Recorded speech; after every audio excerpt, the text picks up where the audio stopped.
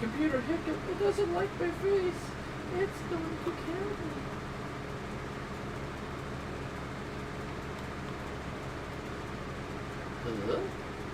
Did it hiccup? It hiccuped. So you might need to check the recording, blah blah.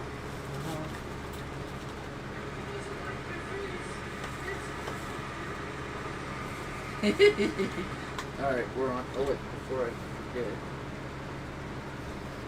Go back to that for a second. Because it'll shut it up.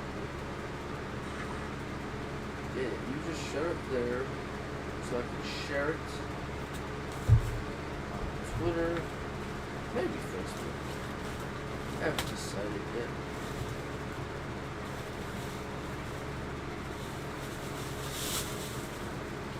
Everything's working out too. Did you finally fill the fat bitch up? Yes. No, I don't know if you noticed, but it's a circuit temperature. Kinda expected it.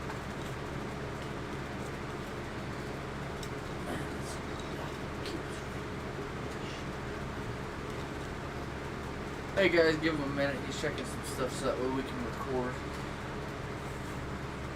TPAW is at work with electronics. There's hope in the whole world doesn't explode. Ah! We'll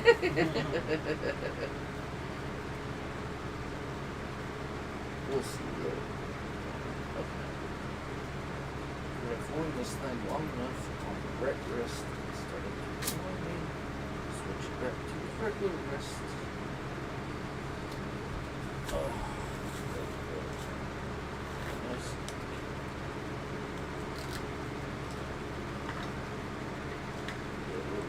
Loose enough, we can still wiggle. But tight enough, she won't complain.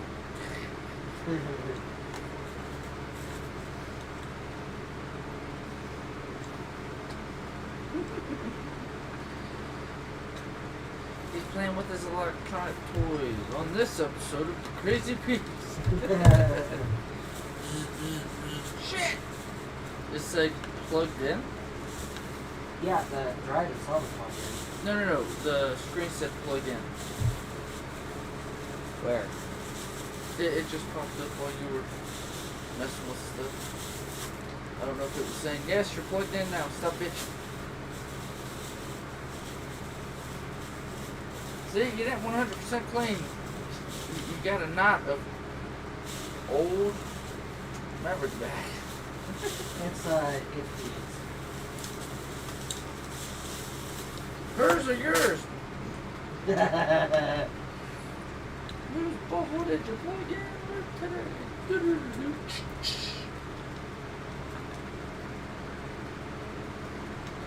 Yeah, give him a minute. Yes, we're streaming, but he's trying to fix some stuff. I had everything good. I thought I did. Thought he had her nipples twisted just right. Turns out I missed the part. He I didn't, missed the spot. he didn't twist hard enough to the left. Somehow it's bitching. No! Harder! Pretty much. Like most women. No offense, ladies.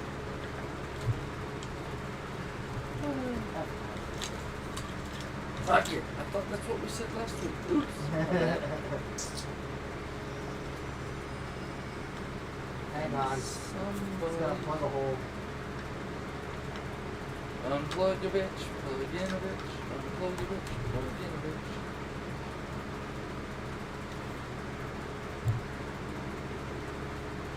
It's the other part of the room that I have to organize it.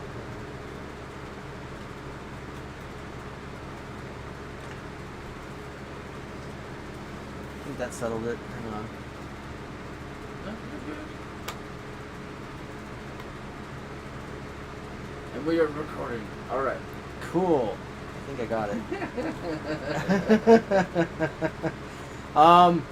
Hello. This is Crazy Peas. I'm TPAW. I'm Karnage 6778. And we're going to talk about some shit this week. Dave, be careful. Simba fucked it up last week, dumbass. Indeed, he did. But yeah, so we're gonna talk about. So Good Omens came out. We're gonna do that next week. I already Good watched the whole Omens thing. 2. Yeah, I was listening to the audiobook for Good Omens 1. They did not take too much of the, because like he's mentioned how he took some of the story that was from Good The Omens, actual book, yeah. yeah, the actual book, and put it in season 2. There wasn't a lot in there that I'm listening to so far. It's like I'm replaying the episodes, but yeah, yeah. Aside from that, we're gonna probably listen to some recordings that he has stored. That's what we've been doing the last few weeks, is listening to stuff that, you know, he Random finds. Things that are good for the brain or just good knowledge to have. Yep. For some of you who actually listen and pay attention to some of the words that I say or that TPAW says, it's good for the soul and good to move you forward in life. Yes. And I got myself an energy drink, so completely passed the fuck out. It's called Rain. It's not bad. I actually used it for work one day, and it actually, like, Oh. yeah, it completely made me go power right through the shift, which is good. Been finding that I've been passing out sometimes, or trying not to pass out sometimes at work. Not passing out at work, that would be bad. But Well, yeah. you like to pass out when I go over, like, my viewpoint on science and spirituality, where it connects and where people are looking at it from a three-dimensional or fourth-dimensional point of view, and which I actually have to look at it from as like a 6 or 7-dimensional point of view. And when I throw some of those words or thoughts in my head about it, you start to sound off like, oh fuck, I don't want to listen to this. That is not what happens. I just get really tired.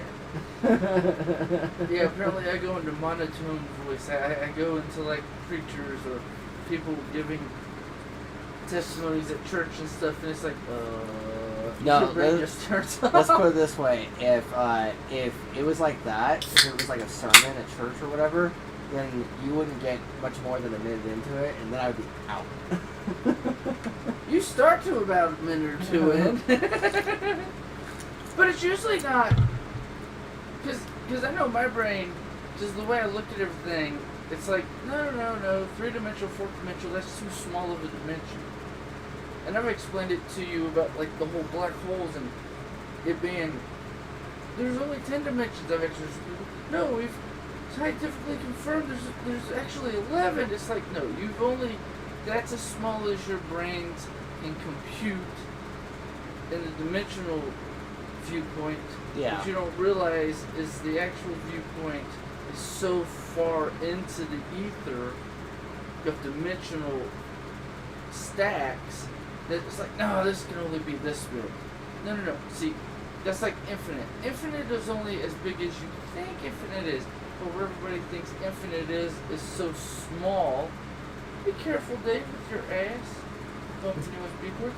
But anyway, most people's brains go with the infinite is, this is infinite. No, infinite's like never ending.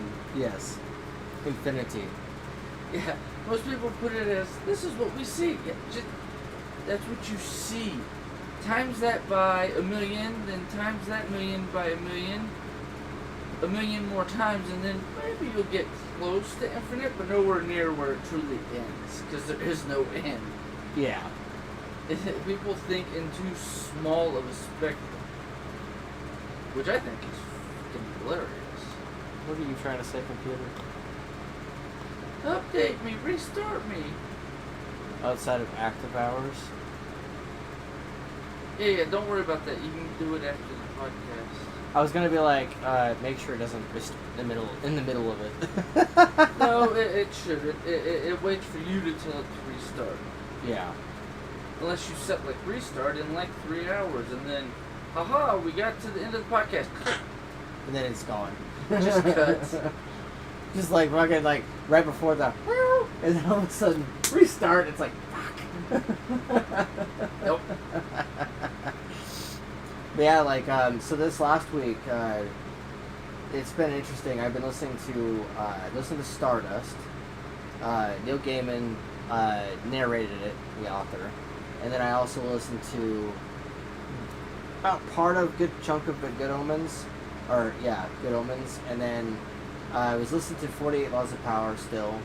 Got about 5 laws into it now. 5 more. 5 more laws, yeah. It's a long listen. Yeah, no, it is. If I didn't have Grubhub yeah. to like just put something on and just like zone out, where I'm listening but not listening, Yeah. I'd never get through. I realized that recently. I was like, if he wasn't Grubhubbing or he wasn't door dashing or doing any of the stuff he typically does, then he probably wouldn't get past a lot of the information that's in there, because there's a lot of information. Like, it's like listening to little short stories within one big chapter, and then during the big chapter, he interrupts it to impart the point of the lesson, but it takes a while to get there. Or to impart slow the burn. the point of this is what not to do, because it's the exact opposite of the lesson. This is where people attempting to do the lesson fuck up. Yeah, it's called the section of it's called reversal. Once it gets to reversal part, I go, oh, this is where the bad shit starts. or no, I like when they do the obtruse or whatever it is, other than reversal is the easy word, but when he goes into that at the beginning, Yeah. and then he's like, okay, now that I told you the shitty part that could happen if you do this wrong, let me tell you the good part if you do it right. Yeah. And here's the good example. Like, of here's people who did it. Yes, here's the part where it worked out well, and this is why you do this. And then this is the part where you're really fucking up if you do this, and that's the reversal part. I like when they go into the fuck up first, because it's like, this is what not to do, because you're too arrogant or you're too, I know how to do this. Yes. That's what I prefer. Yeah, no, it's very interesting and intriguing, some of the stuff that's in there, because some of it, like, where's my phone? In your My pocket. the laws that I listen to, I'll go into a little bit. Let's go to chapter listing. Well, after you tap on it, yeah, you can go to the chapters. So the first one I finished off was play a sucker to catch a sucker, seem dumber than your mark. And then you've got Law 22, which is use the surrender tactic, transform weakness into power. Then Law 23 is concentrate your forces. And then Law 24 is play the perfect courtier, which that one was interesting. Like, really interesting. And then Law 25, which is recreate yourself. Yes. I liked a lot of it that was in there. Play a sucker to catch a sucker really reminds me of sometimes what I have to do around... Certain people. Yes. Play stupid, so that way they look smart, so they don't get offended. Yes. We've discussed how you've had to do that in certain situations. Yes. With a couple of people. Yeah. One of them being somebody that I've had to do for the last decade and a half, almost. And then one of them I've especially had to do in the last year. Because, like, while the they... situation. Yeah, because while they tell me that, that it's not like that, while they tell me that, and they swear up and down things of like, oh, it's exactly as it sounds, or this and that, you could tell that guy gets offended. Or, I don't like what you're saying. Yeah. Like, with the one you said you've been dealing with for decades, it's when, in a conversation, and I brought up, well, you can't do that, you have to do this. Why? Because the entities that say they're in charge will come at you because look at him, he's getting away and doing shit for free. Mm-hmm. You can't do that. That's against our rules. Yes. Pretty much. And so I've also been watching, or not watching, but I've been Listening. Yeah, listening to. I actually listened to. What's her name again? Candace? Yeah, Candace. I listened to Candace and Tate for like 3 hours. The Candace and Tate interview. Yes, in the last week, I've listened to the Candace and Tate interview, which was 3 hours. It was done via the Daily Wire. If you're not a Tate fan, you won't like what I say anyway. Hang on a second. We did a full name. Candace Owens. Yeah, Candace Owens. If you don't like Tate, no matter what, you will not like what I have to say anyway, because it's not going to reflect exactly what your views are. It's not going to be a regurgitation. But I liked the interview a lot. I like the way where he made a comment or she asked a question. He laid it out straight, no bullshit. Here's the facts. I'm not glad. I don't regret anything I've done, but God, I was stupid and young. Because I would not say it like that, or I would not say that nowadays.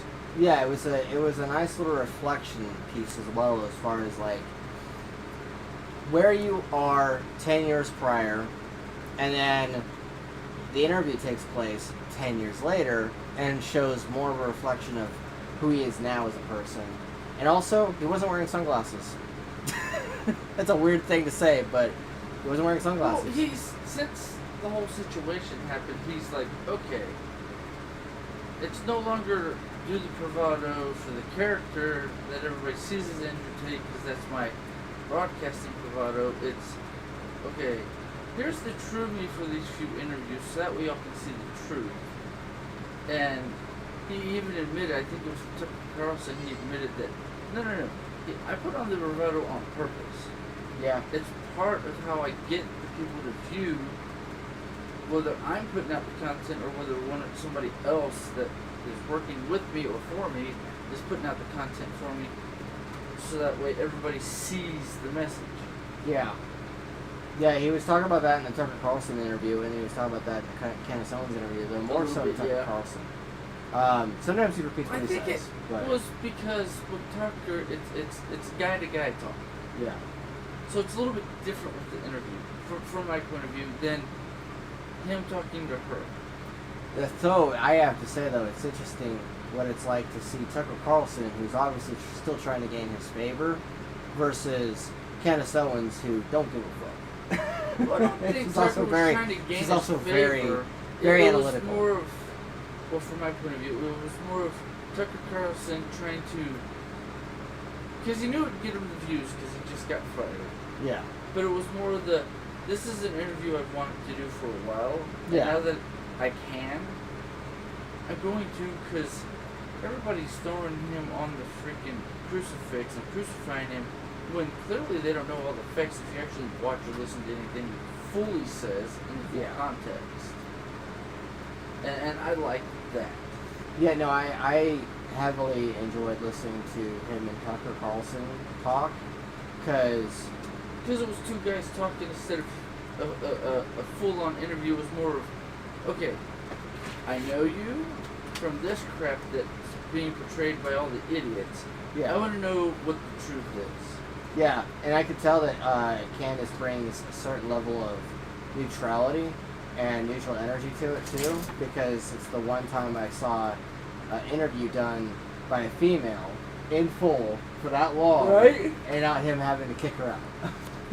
Well, with the BBC female chick, it was like, okay, the same stupidity.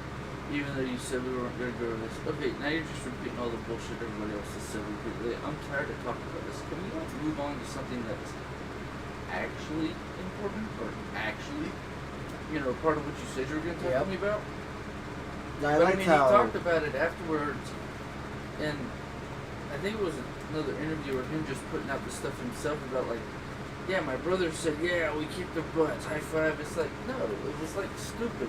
It's like all the other interviews, everybody else talking shit on me before I went to jail. Yeah. She's just a dumb bitch, just putting out the media fucking bullcrap to try to crucify me. Fuck her. It wasn't too hard to defeat her, because she's just repeating what the other idiots said and not actually doing a real interview. Yeah. No, I heavily enjoyed both, because of the fact that both of them had different versions of Tate. And I say that in a sense that when you are the viewer, and whether you're either gender or identify either way, and this is only the reason why I'm bringing this up is because of how people view him, how people talk about him. Portrayed him by the bullshit information they have because they don't have all the facts. Yeah, and the prism, the reflection of how you perceive somebody often ends up being based on where you come from and how you see the world. And it was super interesting seeing Tucker's version where, as you said, it's two dudes. Yeah. And with that's my view. and with Candace, it's a dude and chick. Well, that may not seem that important, and I myself would never think that that's that important. I had to remind myself mid-interview that I'm like, wait a minute, like this is technically an interview between a dude or a chick, and with the way the media perceives it and the way that some audiences will make snap judgments, this is pretty significant. Oh yeah. Like seeing him talk to her in the way he is, and seeing him not being demeaning whatsoever, seeing him not insulting her, seeing him talk to her as seeing her if as she's a a person. smart woman Yeah, who's not going after him just for clout. right. And it's like Which is what a lot of people do, and that's where he gets pissed. yeah, and she's super like analytical in the sense that like she's obviously in real life time figuring out ways of conducting the interview and avoiding touching hot spots in the sense of like Oh god, I've already talked about this. right. Sort of thing. But I also saw that's also why she brought up, well, this is a thing that everybody always talks to you or brings up about it, but I want to know the actual facts. So let's look at it from this point of view, why or how. Yeah. Or is that still your viewpoint? Oh no, that was from me from this far back when this and this was going on in my life, and that's why I said what I said. Yeah. And it was for him, I think it was him explaining it to a female in the way certain, well, nothing against her. I like her. She's awesome. But it's the way of him explaining it so that way it made sense to her as well as the people who would see it that are feminine yeah. and be like, oh, he's not a raging dick. Yeah. He's actually a decent person. Yeah. Because people would automatically make the snap judgment of, oh, it's Andrew Tate, and he's interviewing a girl or a lady or a woman. Yeah. So therefore, he's gonna be all this other bullshit. he's gonna start insulting her. He's gonna start finding a way to make a fight with her or something. And yet, it was one of the most civil interviews that you would ever see. Because she didn't come at him like the feminist he's dealt with do. Right. Oh, you said this, or you say things that mean this. I've never said that. That's Right. not what I mean. You're taking it out of context because you're just seeing the little clip. Here's what I mean. Here's the full context. But because she also is not an idiot, and he knew beforehand that she would do her research, he went at it from, okay, I'm dealing with somebody who's a smart female, but still, I want to make sure I'm civil because everybody always says I'm against and hate all women, even though that guy is not who he is at all. Right. Or his yeah. brother. See, because I like it when, I can't remember the guy's name. Let me look it up. Because the guy just did an interview with, Rogan. Give it a second. Look. It's the where was it? I know it's in here. Patrick Bet David. I think that's the right one. Let me click on it. Yeah, that guy.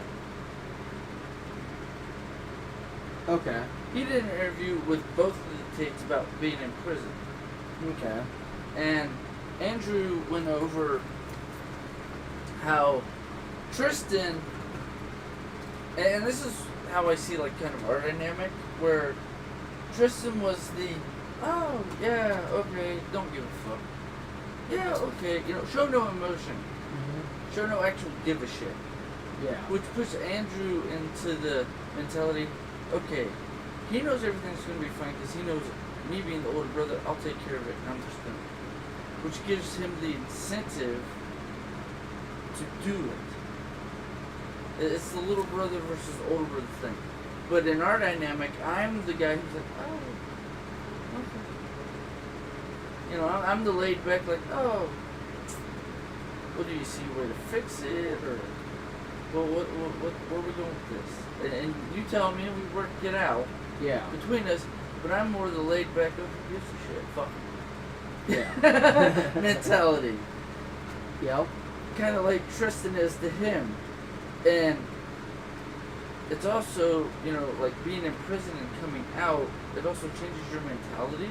So he doesn't have to put on the bravado or anything. Now he's more like, okay, now I have to show everybody who I am 100% without the bravado for the, like, podcast. Yeah. He still puts on the bravado for his own podcast, but he's been doing a lot of them without sunglasses now. So, my other question or thought to that is, well, does he not have the sunglasses, or because he's under house arrest he couldn't get another pair of sunglasses because the cops told him because his sunglasses might be a key? Really? Sunglasses, motherfucker? That is interesting that he's not wearing the sunglasses, because that was something I'd always remarked on in the past off the air, is that, I'd see him with the sunglasses and I'd be like, oh, okay, so he's being that character. But now he's like not with sunglasses, and so it's like a weird physical change where like you wear sunglasses and you don't wear sunglasses. One actor like David Tennant, he's the doctor. Yeah. But when you see him doing other things, it's like, he actually can act. Yeah. Sort of thing, or I like him as this character because I've seen a new version of him and a new way of him acting in this situation. Yeah.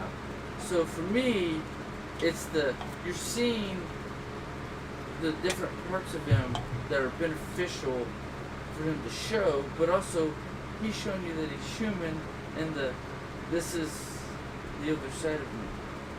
Because it's also the thing, I don't have the soundbite, but it's the thing, no matter who you talk to, or no matter if somebody who doesn't know you comes and talks to everybody you know, you'll get a different person each time they talk to somebody. Yeah. That's like me and you talking, and you tell me about somebody's like, they wish I'd come around to Twitter Spaces or whatnot more often. Yeah. And I'm just like living life. Like, I did that for a little bit, helped you with that stuff, and then like, okay, I did what I needed to. Yeah. And I was done. But everybody's like, where is he? What's he doing? Sort of thing. And when you tell me that, I'm like, fuck, everybody loves me? What the fuck? This is weird. But I mean, it's the different viewpoints. Yeah, it's the way of perception. Yeah, because the way I see myself compared to the way everybody else sees me is, even you, is completely different. And I know that, so I'm always aware of how everybody else sees me. Yeah. It's weird to be so self-aware, and this is how I see Andrew Tate, because I see it in his body language and the way he interacts that I've seen. Yeah. He knows how everybody else sees him, and he knows how he sees himself, so he sees his true self. Not just from what he sees for himself, but he sees what everybody else sees, so he knows who he truly is. That's how I see myself. I see what you see, Amber, everybody else in my life sees. And at the same time, I also see how I've always seen myself, or the viewpoint that I like. Yeah. Or that I try to put forward, that how that is me without being me in a way where everybody else hates it. Or I put forward me in the way that is beneficial to everybody. And at the same time, I can see who I truly am. Because I see all the viewpoints. Makes sense. It's a weird observation. If you can see yourself in a 3 to 4 dimensional there, like you're the 10th dimensional entity just sitting here watching the whole damn thing happen. Yeah. And seeing where you, as a 3 to 4 dimensional entity, or a 3-dimensional entity living in a 4-dimensional world, all the way up in different dimensions, how the shadow of you in each dimension up is so complex and also entertaining. Yeah. It's a weird viewpoint. And I've become more enlightened to it because, what was it? There was a creepypasta I listened to the other day, I saved it, where the guy talks about a chemical. It's not a real one because it's a creepypasta, it's made up. Yeah. Talking about putting it into you, and the chick who's wanting to use it for scientific, and then she gave him some. His realization of how it worked made it so that way the storytelling is so in depth I was listening to it Tuesday while Grubhubbing. And while listening to it, I realized I was looking at myself from the fifth dimensional point of view while doing the Grubhub. As if the chemical he was talking about, I was using in real life. Because I seen everything happen at the millionth, millisecond, or a millisecond of a millisecond. Yeah. Far back, as everything's moving forward in super slow motion. 1 second is a full year of many things happening at once. And you can see and perceive it all. Yeah. Which is a little different than the guy described the drug, but that's where my brain goes. And listening to it, my brain instantly went to... And I actually saw some fifth dimension a couple times while listening to the story while driving, and it's kind of weird. I like it when I go there with meditating while awake and eyes open. The stuff you can see, if you can find the right soundbite or story to listen to that gets you there, where you can see from the fifth and up dimensions. That's actually something. It's funny because in Good Omens, the audiobook, something they haven't adapted into the show is that exact thing. Because Crowley does that in the original book. Yeah. Well, okay. What's the series? It was on. Well, it's an HBO series. Yeah. It's the one, The Better Place, I think is what it's called. Better Place? Yeah, where they're seeing the guy after they're dead, because they're in a three-dimensional bubble, but it's a three-dimensional world that he's created to make them think they're in heaven, but they're actually in a dimension in hell, going through their own personal hell. And he's having fun. And when they figure it out, and one of them comes into the office, he's stepping over stuff and shoving stuff out of the way. Sorry all about the mess. What mess? Your office looks perfect like it always does. Oh, that's right. You can't see into the seventh and eighth dimension. My bad. Yeah. It's the thing where my brain goes, yeah, if people could see what's around us all the time in the higher dimensions, or become aware of it in the way like I know I am, and that I see it every day, some of the stuff that only I know certain people because of the way their brain is wired, or they've taught themselves the gifts to see it. Those are usually people everybody considers schizophrenic nuts. They're not schizophrenic. What they're seeing is actually happening. The issue is you're not seeing what they see because you're still stuck in your bubble or box. I actually ended up seeing some of that shit when late at night, like the pier or out and about. Mm-hmm. And there's a couple times where I was out in the back porch and I was with Alan talking to him and stuff, and we were just kind of BSing a little bit, and I went out to his trailer with him because he wanted to show me his computer that he has, and I didn't know he had a laptop, but apparently he has a laptop, but he had a hinge on it was broken on the left hand side. There was like a hinge on it. It was snapped. It was because its kid probably snapped it, but we were sort of talking and stuff and BSing. And for some reason, I had a Crowley moment. I looked around and I saw like movement off to the left, and I saw it moving off to the right. And I looked around. But when you look at it, you don't see it. Yeah, like it was like a corner of my eye. It's the brain word peripheral view. But what a lot of people don't realize is the stuff you see, like shadows walking past, or an actual person. Like when you're driving or walking or just in general, when they look, it's not there. You can't see it because you're not aware of it all the time. If you're aware of it all the time, all the stuff that I see, like constantly, I see it like 100 times a day. Shadows and entities and everything walking around that nobody else should see. Yeah. Do I acknowledge it? No. Why? Because if I acknowledge it, then it goes into the fact that other people around me that I know can see that stuff. When I try to describe what I see, that's not what it actually looks like. You're missing parts. I didn't fully see it. I saw it for a millisecond. Split second, yeah. Yeah. But I saw it with such clarity I didn't see it like you would see a fourth dimensional entity in a four-dimensional field Yeah.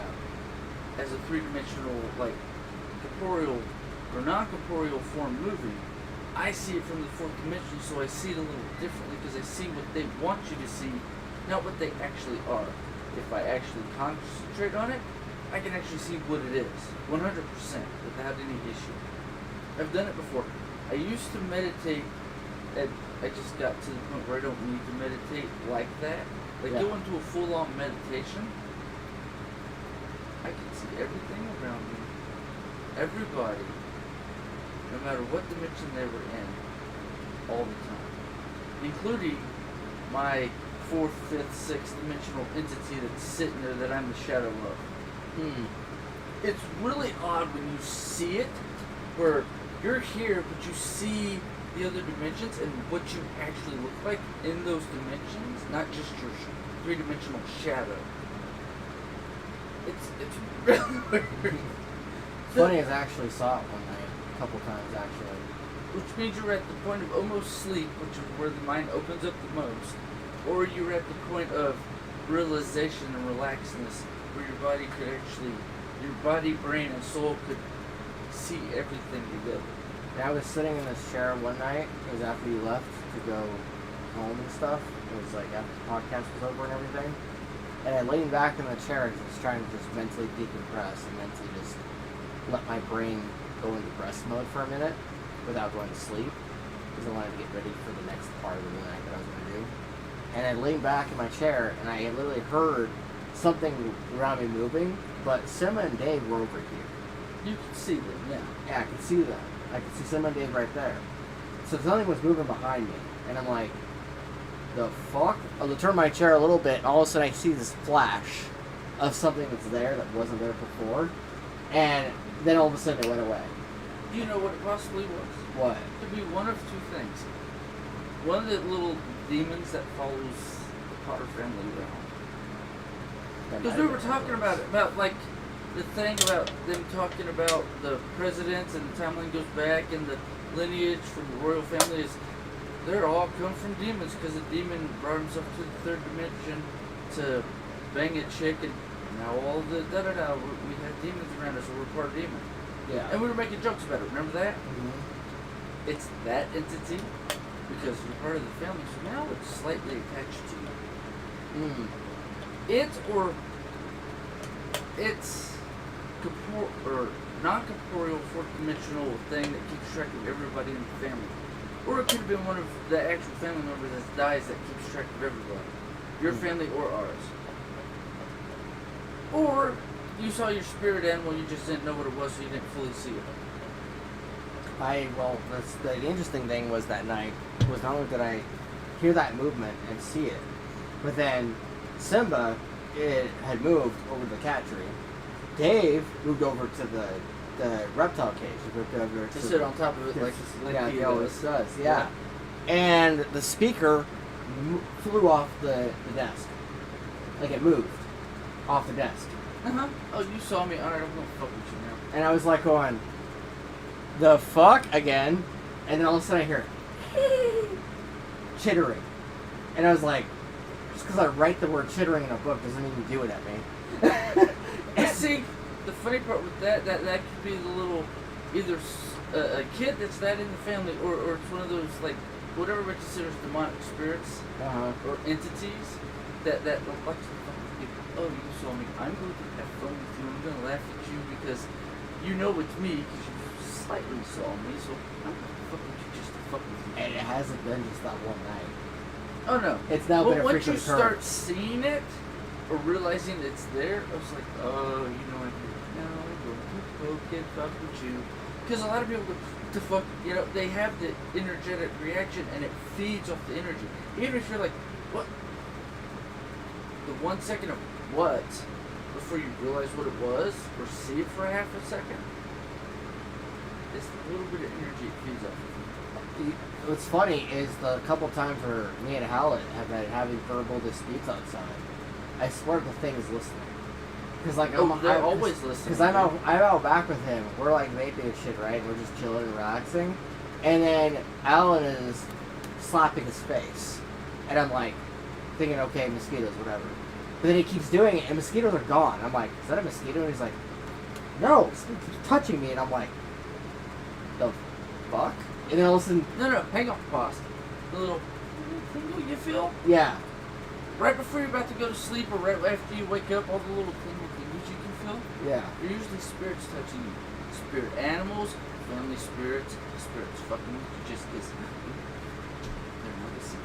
Yeah, and what's funny is I literally checked to see if Cass or Phoenix were awake and coming outside. Like, I literally checked to see if the door opened. I didn't notice. And then, because I normally hear feet pattering right after that.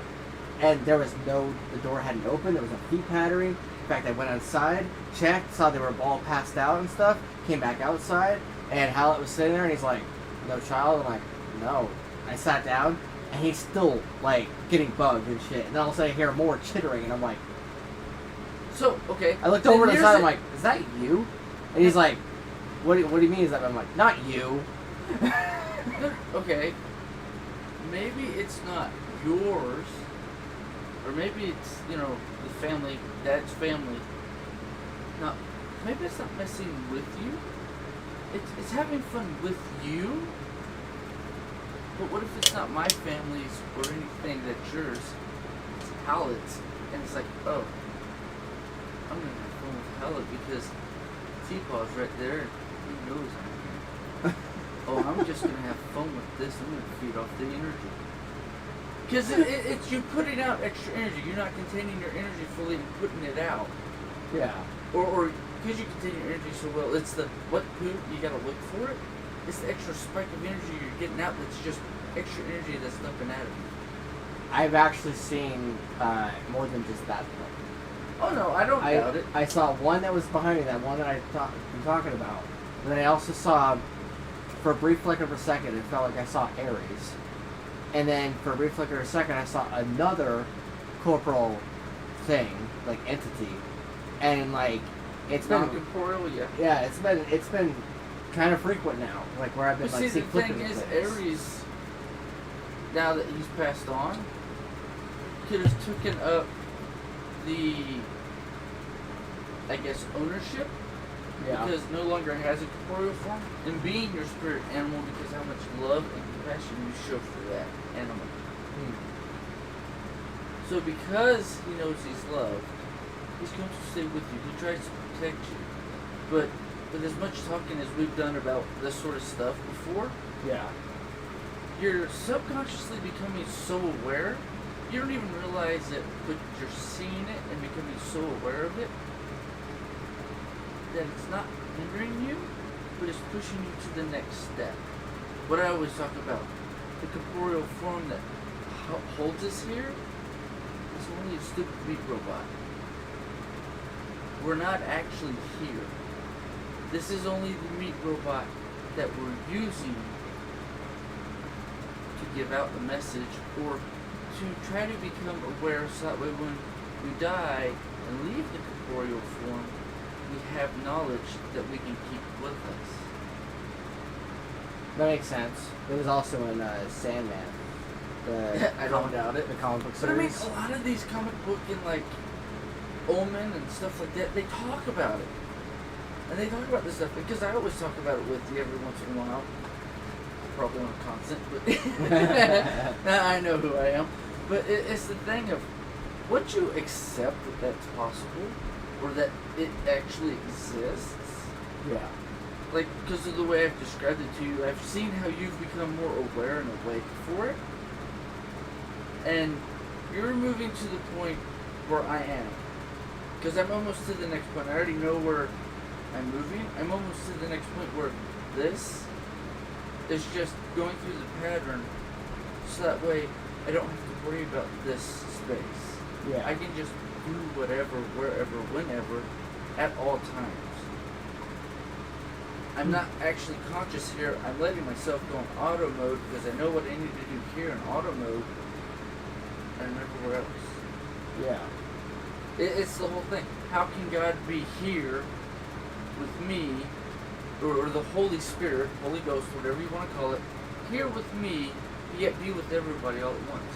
Because once you become that aware and that enlightened, and get to that part of being aware of everything and individually and everywhere all at once, you can be everywhere and anywhere. I'm always with you, Judy, the kids, my lunatics, even the one that everybody hates. They don't realize once they become attached, I'm not them all the time, whether they see me or not. Yeah.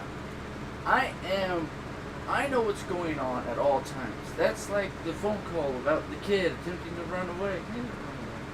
I'll go check, make you happy, stupid. I know what's going on. It's okay. It's all good. Yeah.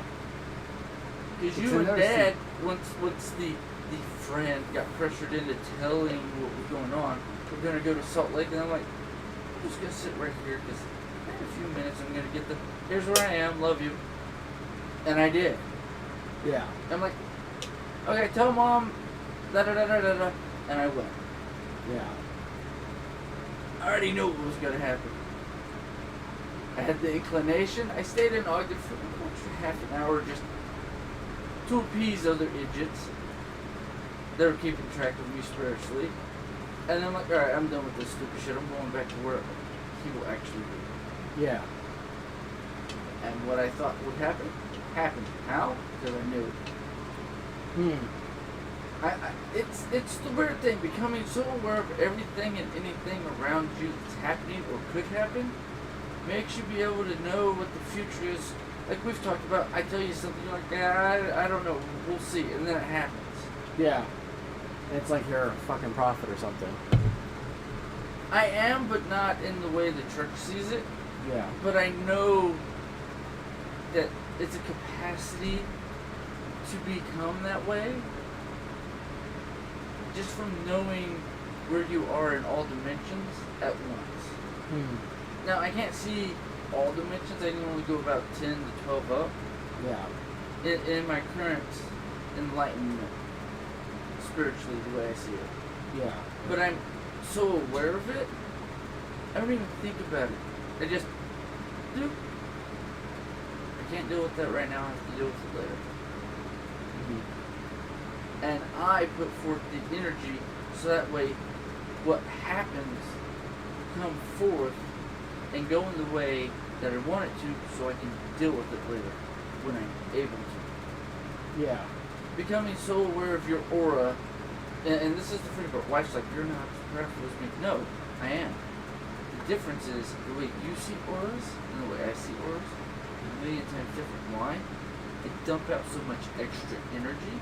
Nobody can actually see how actual powerful I am because it's not contained. It's literally dumping out every second of every day. I'm dumping out 1,000 times more energy than I'm using to keep myself alive, moving, and undead. It's the way and part of it's ADHD, but part of it is also becoming aware of everything around you at all times. It's weird to explain it, but when you get there and the realization that, oh, okay, well, it's gonna happen whether I like it or not, so I'm just gonna let it happen.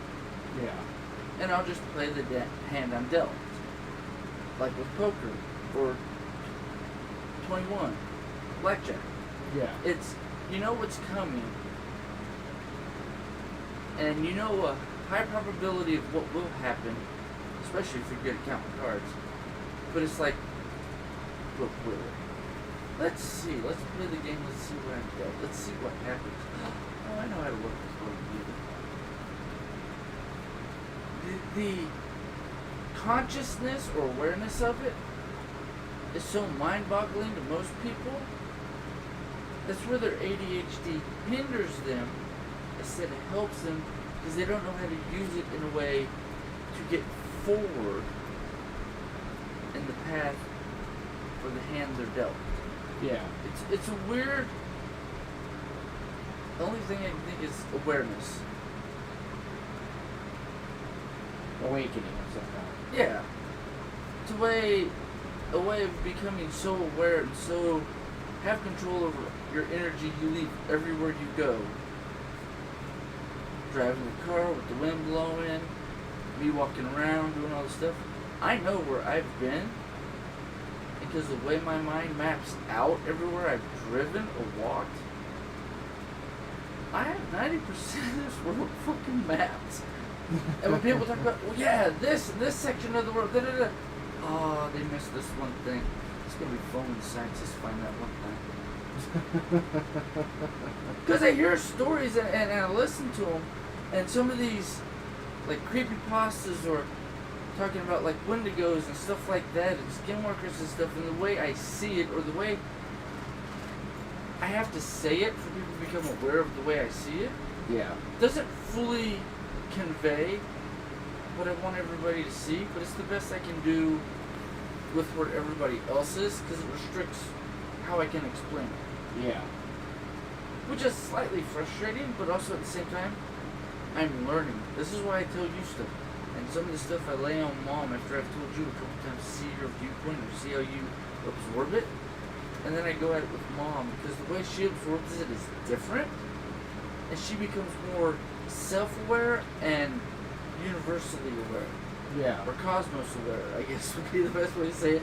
Where she sees it and she's like, I wonder if I do this, and I see it working in her brain, in her energy. I instantly see after me dropping facts where she blows off some of it, or other parts of it connect, and she goes, oh, I thought of it like that. That makes so much sense. Yeah. I see it at all times. It can give you headaches if you let it. I've gotten a few because of it. I'm like, okay, I'm not overloaded by just CPU, my brain. Yeah. Having trouble processing it with the Sensory overload. well, no, it's like 1,000,000 terabytes size, data bank, but your brain can only hold so much. At that current moment, yeah. Yeah. Because there are some days where I feel like I have 2 gigs of RAM. Some days where I feel like I have a gig of RAM. And then other days where I feel like 8 gigs of RAM. And then other days where I have 16 gigs, and then it goes right back down to 2, and I go, why the hell is do I have the stove burning? Where's that light, that weird music coming from? Why do I feel like I have 20 browser tabs open? I have heard more, not actual, like, physical realm Yeah.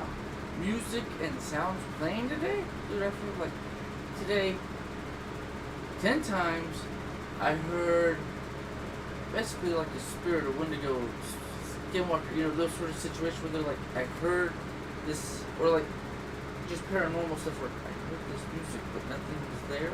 Yeah.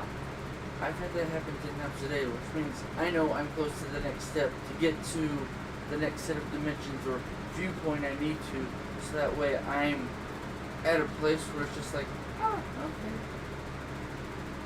What did you do? Nothing. You didn't touch anything. You didn't do it.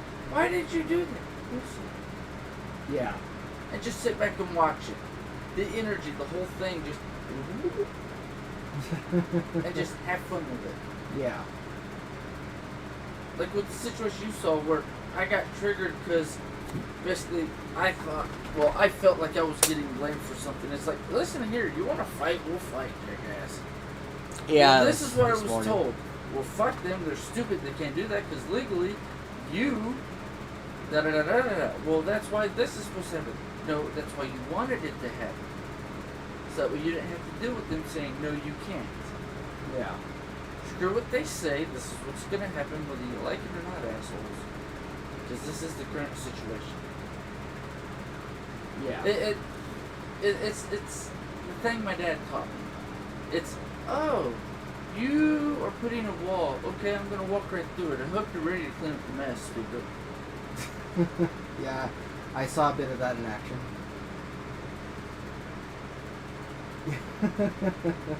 Didn't like, some people don't like what I say or don't like, you can't tell me that because I was told, but they have no power. They only have power if you give them power. Don't fuck up. You don't get a choice. This is what's going to happen, whether you like it or not. Yeah, and she tends to give people too much power. Yeah. She tends to give him too much power, and she tends to concede way more often than she should.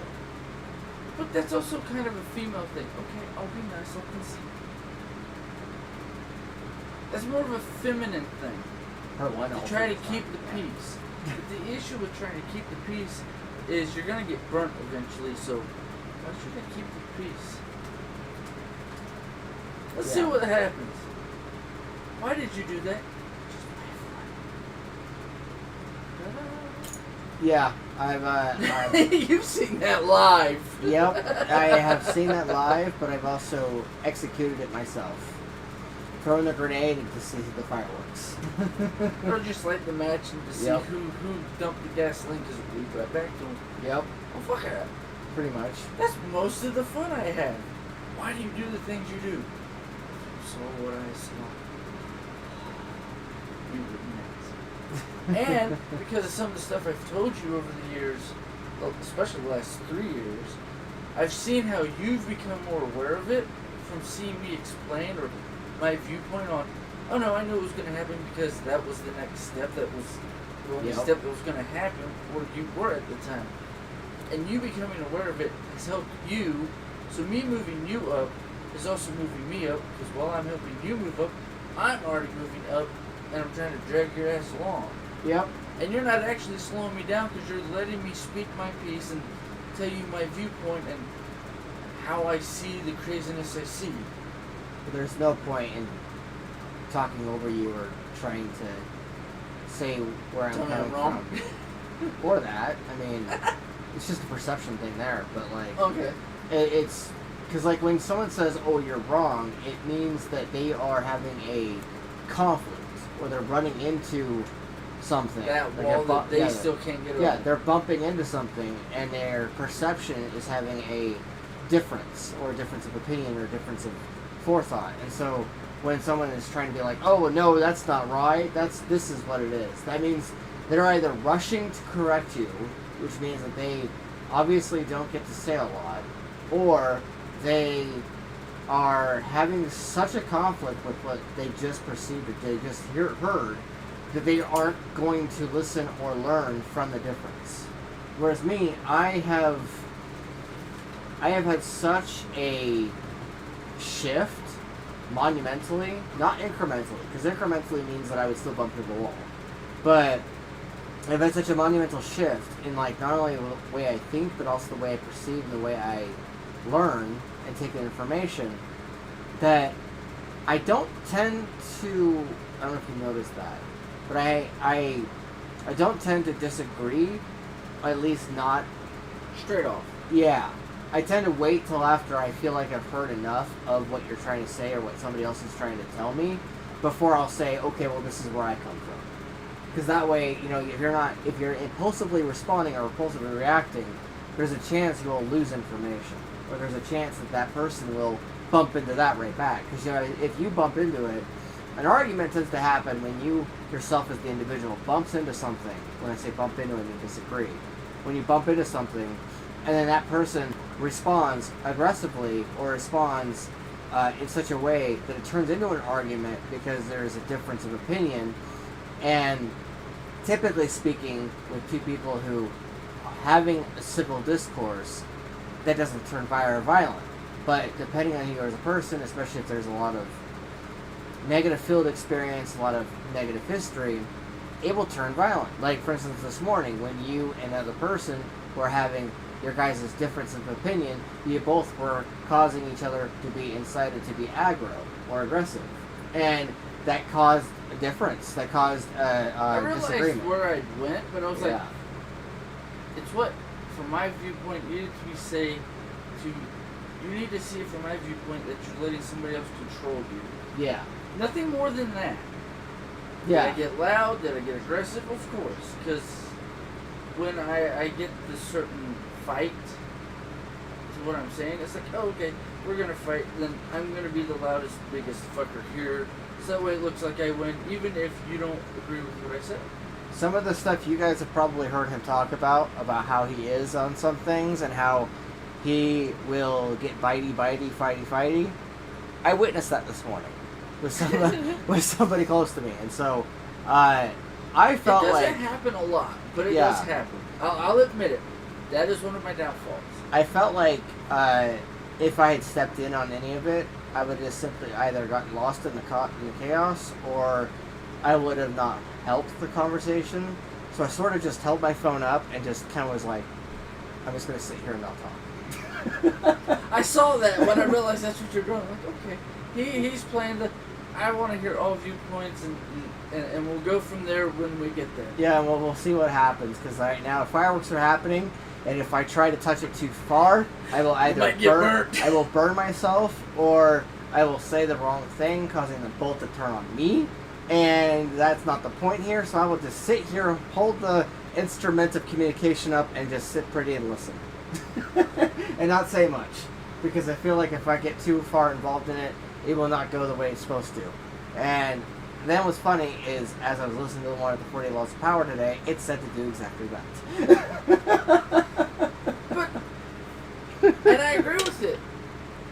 But it's funny when you see stuff from an extra dimensional point of view, where it's like, oh, do I really want to do that? You know what? I couldn't care. Someone is showing hearts. Somebody's throwing us love. They love us.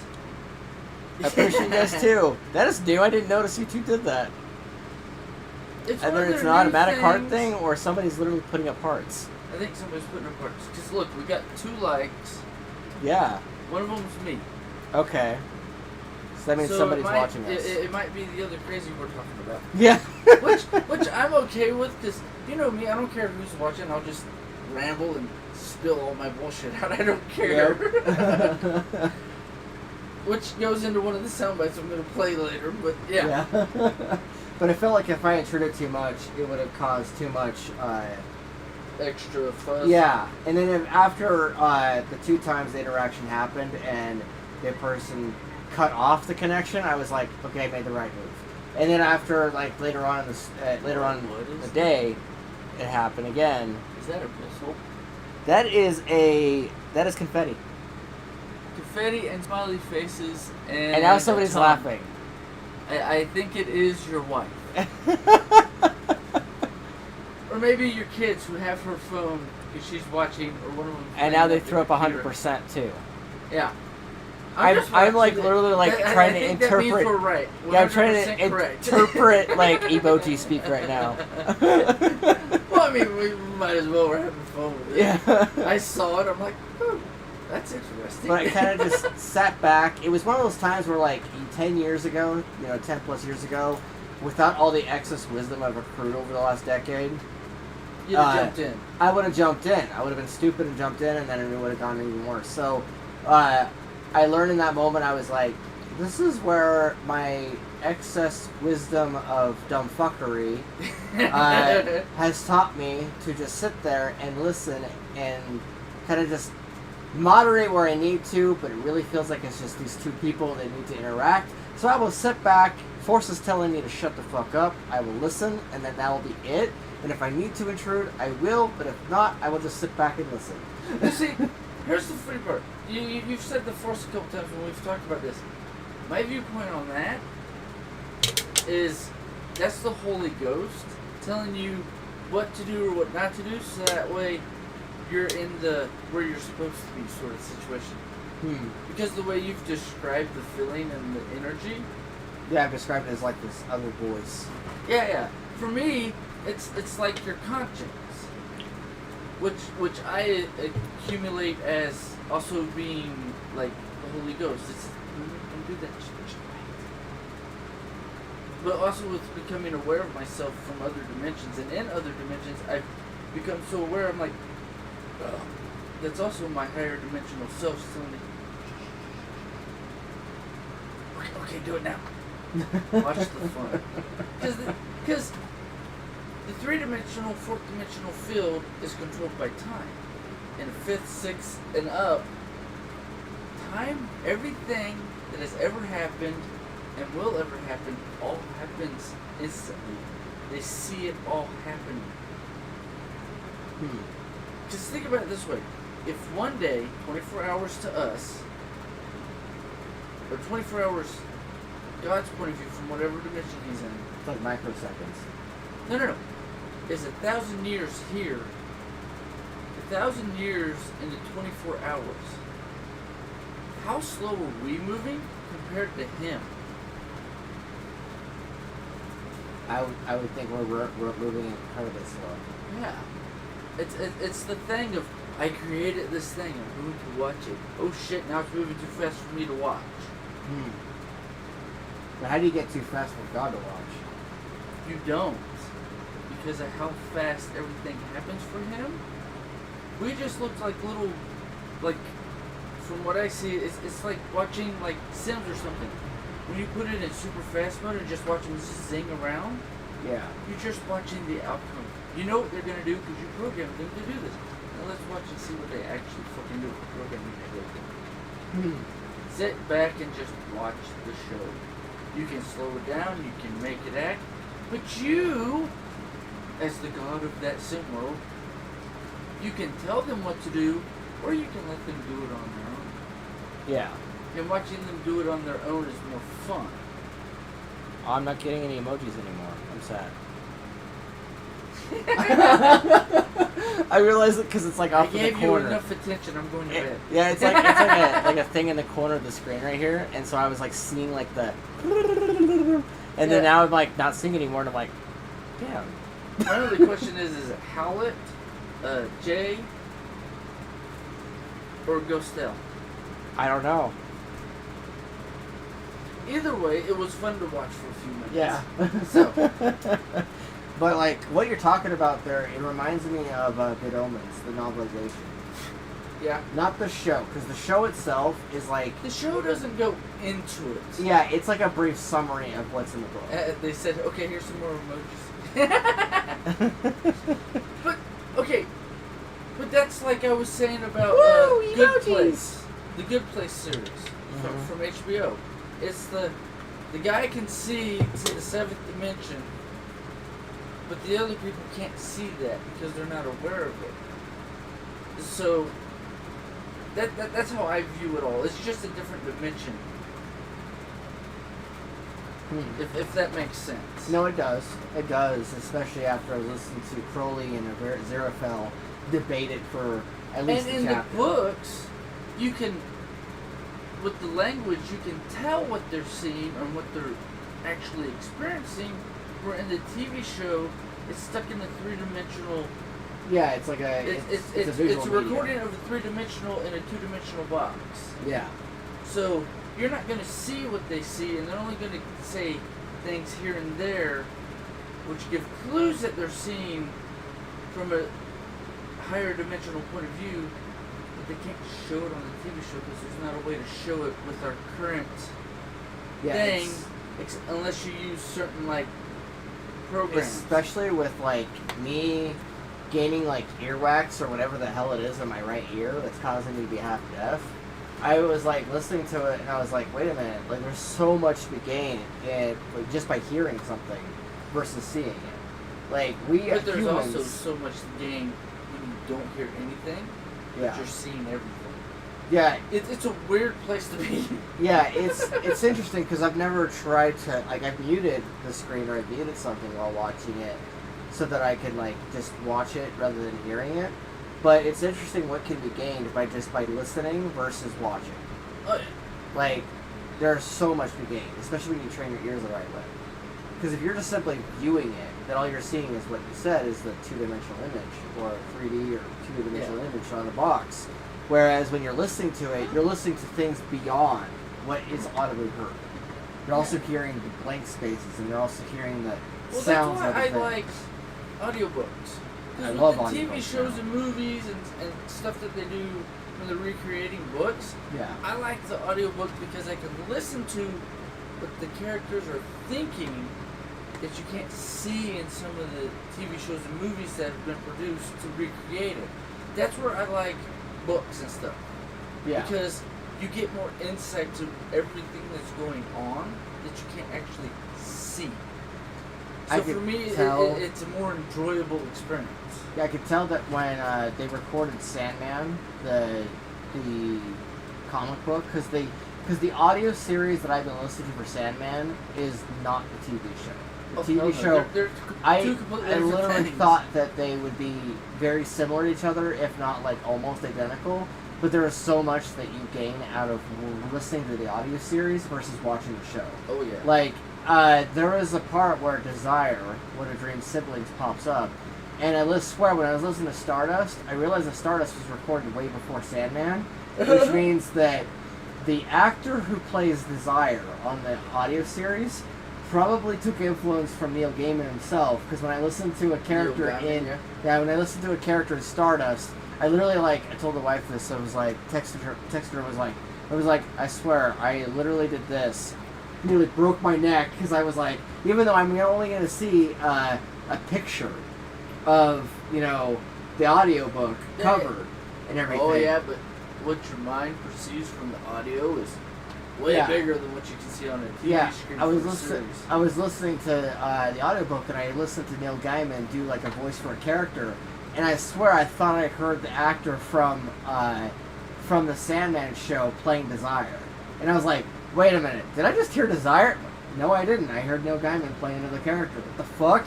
And then he did the voice again, and I'm like, there it is again. Who influenced who? I think Neil influenced the other because this is his thought, or he's because you gotta pre-read it before you just read it. Yeah. On some stuff, or your voice doesn't change. It's just you reading a story.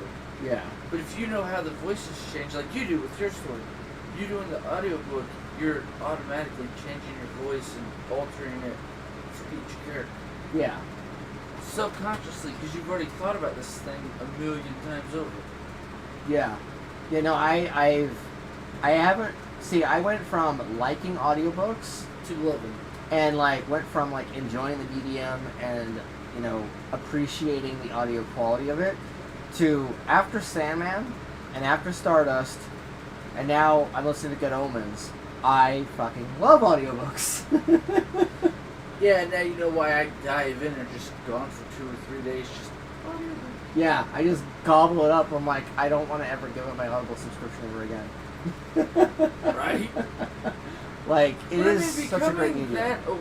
But see, also, this is where you bought 2 energy drinks, didn't you? I bought this one and then Give me the rest of that one. I'm starting to get tired. Oh.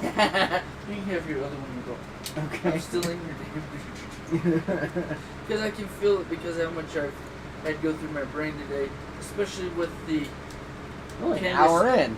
No, it's because of the Candace Owen and Andrew Tate interview. Yeah. Because only having 4G LTE and also having my GPS and the Grubhub app all going, I didn't have enough data for it all to go at once, so I was getting snippets. So listening that intently, because it come and go, Yeah. depending on signal too. You were on autopilot. I was on autopilot in such an intense way while listening that I drained more energy than I could have today. I can Because tell. you made a comment I really want you to listen to this so that way when I make a comment, you're oh yeah, that. Uh-huh. Because I hadn't listened to it fully yet. Yeah. Because I'd been busy the last week. Yeah. So, yeah. That makes sense. I'm a little bit more drained than usual. Plus, I haven't had any energy drinks today. It's called Rain. No. I was checking that. It's basically the same as the Gorilla Mine. The only difference from Gorilla Mine is this has 5 more calories. Yeah. So. Plus, I used to drink the... What's the other one? That went out of business. We were talking about it. Definitely not Monster. No. They had a couple of the 4-packs sitting at the Maverick. Okay. And they finally sold them. Yeah. Because they stopped making them and they were just left over ones they were trying to sell. Yeah. I don't remember the name of it. This one that everybody was loving on a couple years back. My brain is failing to remember the name. My brain was on audiobooks. But I'm saying that's where I haven't had an energy drink in basically a week because I finished off my energy drinks from Gorilla Mine last week. So I've gotten to the point where it's, you're going to crash, you want to sleep. Maybe it was We've more done too much. dragon or No, their most famous flavor was unicorn. Bang? Yes. Bang went out of business? That's what I heard. The fuck? Yeah, I was listening I to love a something and unicorn somebody one. talked about Bang, because it's one of those 0-calorie drinks, Yeah. and I haven't seen them at the gas station. I only saw the 2 to 3 4-packs that Maverick had sitting on the counter there for 2 days straight. Or no, a week straight. I think they finally sold them. Because somebody asked, hey, can I just buy these? Let me go Because ahead. Bang was my favorite energy drink, but they had to sell to somebody else because they weren't making enough money. So they sold it to another company. And I think they sold it to Monster because remember, Monster was coming out with all these new flavors last year. Fuck! See? Why is Bang Energy getting discontinued? The company cited multiple factors for its financial troubles, including lawsuits, declining market share, and a failed distribution deal. Yep. God damn it! I loved Bang. Same. I'll never have another unicorn ever again. Yeah, you will. Another company has it. Plus, I think Rain might have bought them out because Rain has a unicorn-like one. 'Cause that Probably was my know this favorite from one. random things. The unicorn Yeah, was my see, it favorite was one. Ghost Seal.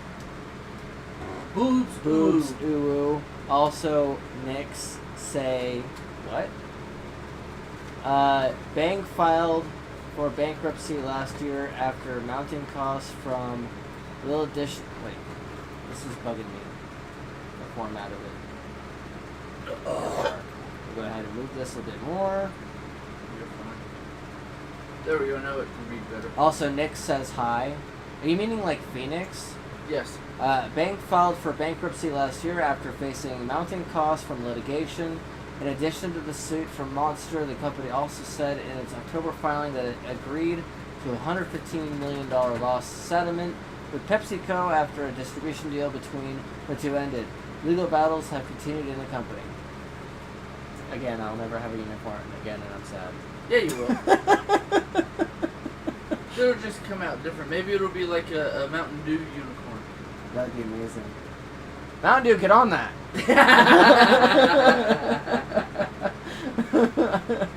Yeah, but it was something I heard within the last week or two. Because I was talking to somebody about it. How I liked the monsters. I mean, the gorilla. Yeah. And how some of them taste like monsters.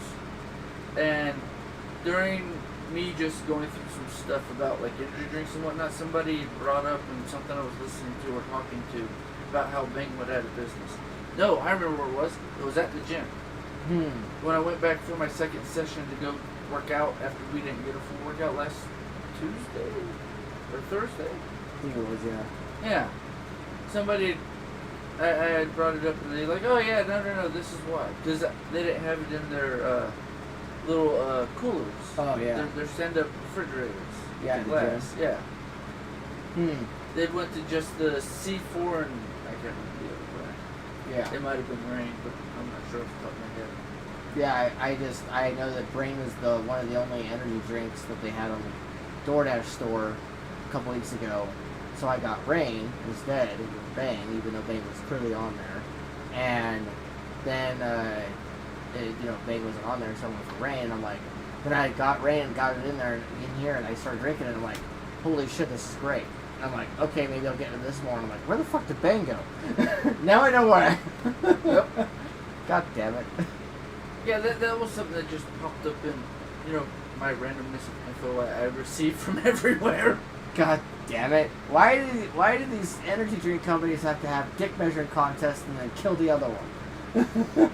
Well, no, I think it was kind of like me saying that the kiwi for the kiwi twist or kiwi something from the Gorilla Mine is similar to Monster, but it tastes different. And I like it because of the other stuff he has in it, so that way it keeps you more mentally aware in a way. Yeah. I mean, because you saw it when I gave it to you last week. Yeah, no, the Gorilla I Mine. love them. Yeah, Gorilla Mine, when I took it last week, I was like, alert! I am super alert. Yeah, it's $36 for a 12 pack. Plus, you gotta pay for shipping. So That's excessive. But yeah, it was great. actually, it's not excessive. It's within range for it being online. They have to sell because they have to make up some of the recovery. Plus, he just started doing that. Okay. He just finished the formula and got it so that way it was where he wanted it. Yeah. Because he tests his own products before he gives it to anybody else, and he has people who test it for him. Yeah. So, I like the guy. It's More Plates, More Dates is the YouTube channel. That guy is the one who does the Gorilla Mind stuff. And I like a lot of his stuff.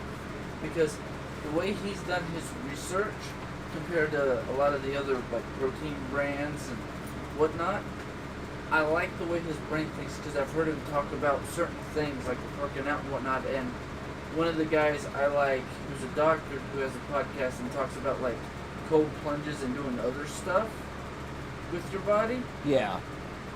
He's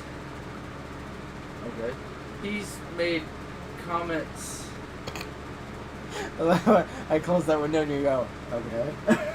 But he's made comments and I've heard his stuff on how he listens to the guy who does the research, and his whole podcast is about talking to people who are more in depth in the field on certain things, and doctors and scientists about it. So I know his knowledge is solid. Yeah. So him doing how to the pre-workouts and certain things, because you know me, I've tested a few, but I like where his brain goes and how he's figured out how to do it the way he's done it. Because yes, it's a little expensive, but you're actually paying for a better product than the Reign or the Monster or any of the other brands, because it keeps you mentally aware on top of just keeping you awake. Yeah. That's why I'm like, give me the rest of it, because I saw you buy 2 energy drinks. Yeah, I was gonna get 2 of the regular Mountain Dew ones, but then I'm like, maybe I'll just get the Reign and see how that goes. But Well, I need a little pick-me-up, and I can already tell that it's good. picked me up. Good. I'm feeling a little bit of, on the edge of, you're becoming alive. Yes. the type of caffeine boost I always need every day. I don't need it every day, because most of the time I just lay down and take a nap. But I mean, if I'm grub hooping or something, my brain goes sleep. I say, bullshit, bitch, we have to be active and awake because we're doing things. Yeah. And I know sometimes it's depending on the story I'm listening to. Oh, excuse me. Or like the creepypasta, just random stuff I'm listening to for factoids or just for entertainment. But where my brain goes when it thinks it's overloaded is sleep now. We've done so much today. Well, shit, bitch, I ain't even halfway done, motherfucker. It's only 4 o'clock. Yeah. I ain't stopping till 10. Bitch, you better get on board. This physical body's gonna run on fucking auto mode. Yeah. Because I already got the programs pre-planned on. Go. Yeah, see, I'm a walking zombie whenever I don't have caffeine. I'm not. I've become so, I guess, accustomed to not having caffeine. If I don't need it or don't want it, I can just not have caffeine for months on end and just I haven't had caffeine in a while. Let's just have some for shits and giggles. Keep me more aware today. Yeah, and all the stuff I've had to deal with, caffeine helps. A lot. Well, I mean, if maybe we can talk to Mom, and when she has a day off or in the afternoons when she's available, I might take her over to Sam's Club and buy the Monster big ass pack or Reign big ass pack, because I think they sell the Gorilla Line's not at Sam's Club. No, he does all of his is online currently. He doesn't have it at any places. But I mean, I know the other ones are there. Yeah. And I know I can get it for a slightly better price. I won't get the mental benefit, but I'll get okay, I have caffeine. I got blasted with caffeine for a day. Yeah. But I usually don't touch energy drinks because it's not exactly good for your health. But I mean, I work out. I stay active. I mean, you saw my post yesterday. Yeah. I got 500 push-ups, sit-ups, body squats, and 1,000 punches before I even hit fucking 6 o'clock, dude. Yeah. I went hard yesterday morning. I woke up early. I'm like, okay, rest, relax, let my body stop aching or doing whatever it's doing. Okay, time to work out for an hour. It was literally 15 minutes of working out, doing all that. Yeah. I went hard yesterday morning. I'm like, I'm not going to the gym, so I need to just kick my own ass. And I did. Makes sense, yeah. No, I've just gotten so accustomed to having a form of caffeine, whether it's coffee, whether it's Mountain Dew, whether it's, something. No, I understand. I don't drink energy drinks nonstop. That's more like a sparing occurrence, because they're expensive. Like, they're like $3-4 a piece, so... Well, even if you get the ones from the Dollar Tree. Yeah, that's why I like, you remember that store that's right next to Dollar Tree? At least the one that's in Layton? Yeah. It's the Layton outlet It's an outlet. No. Yeah. It's a little mini outlet store. They're super cheap there. We just can't go there all the time, so it's not like I can just go there every day and then get them super cheap, which is probably well, a good if you were thing. gonna go there, I'd like get a month's worth and be like, all right, Yeah, I spent my $200. I have like a month or two's worth. I'm good. Well, it's like 69 cents a can versus $3, so I probably get like maybe 24 of them, and then just in the fridge, just sitting for a little bit. They just have them sitting over there somewhere. They're hidden, so that way your kids don't try to kill themselves with an energy drink.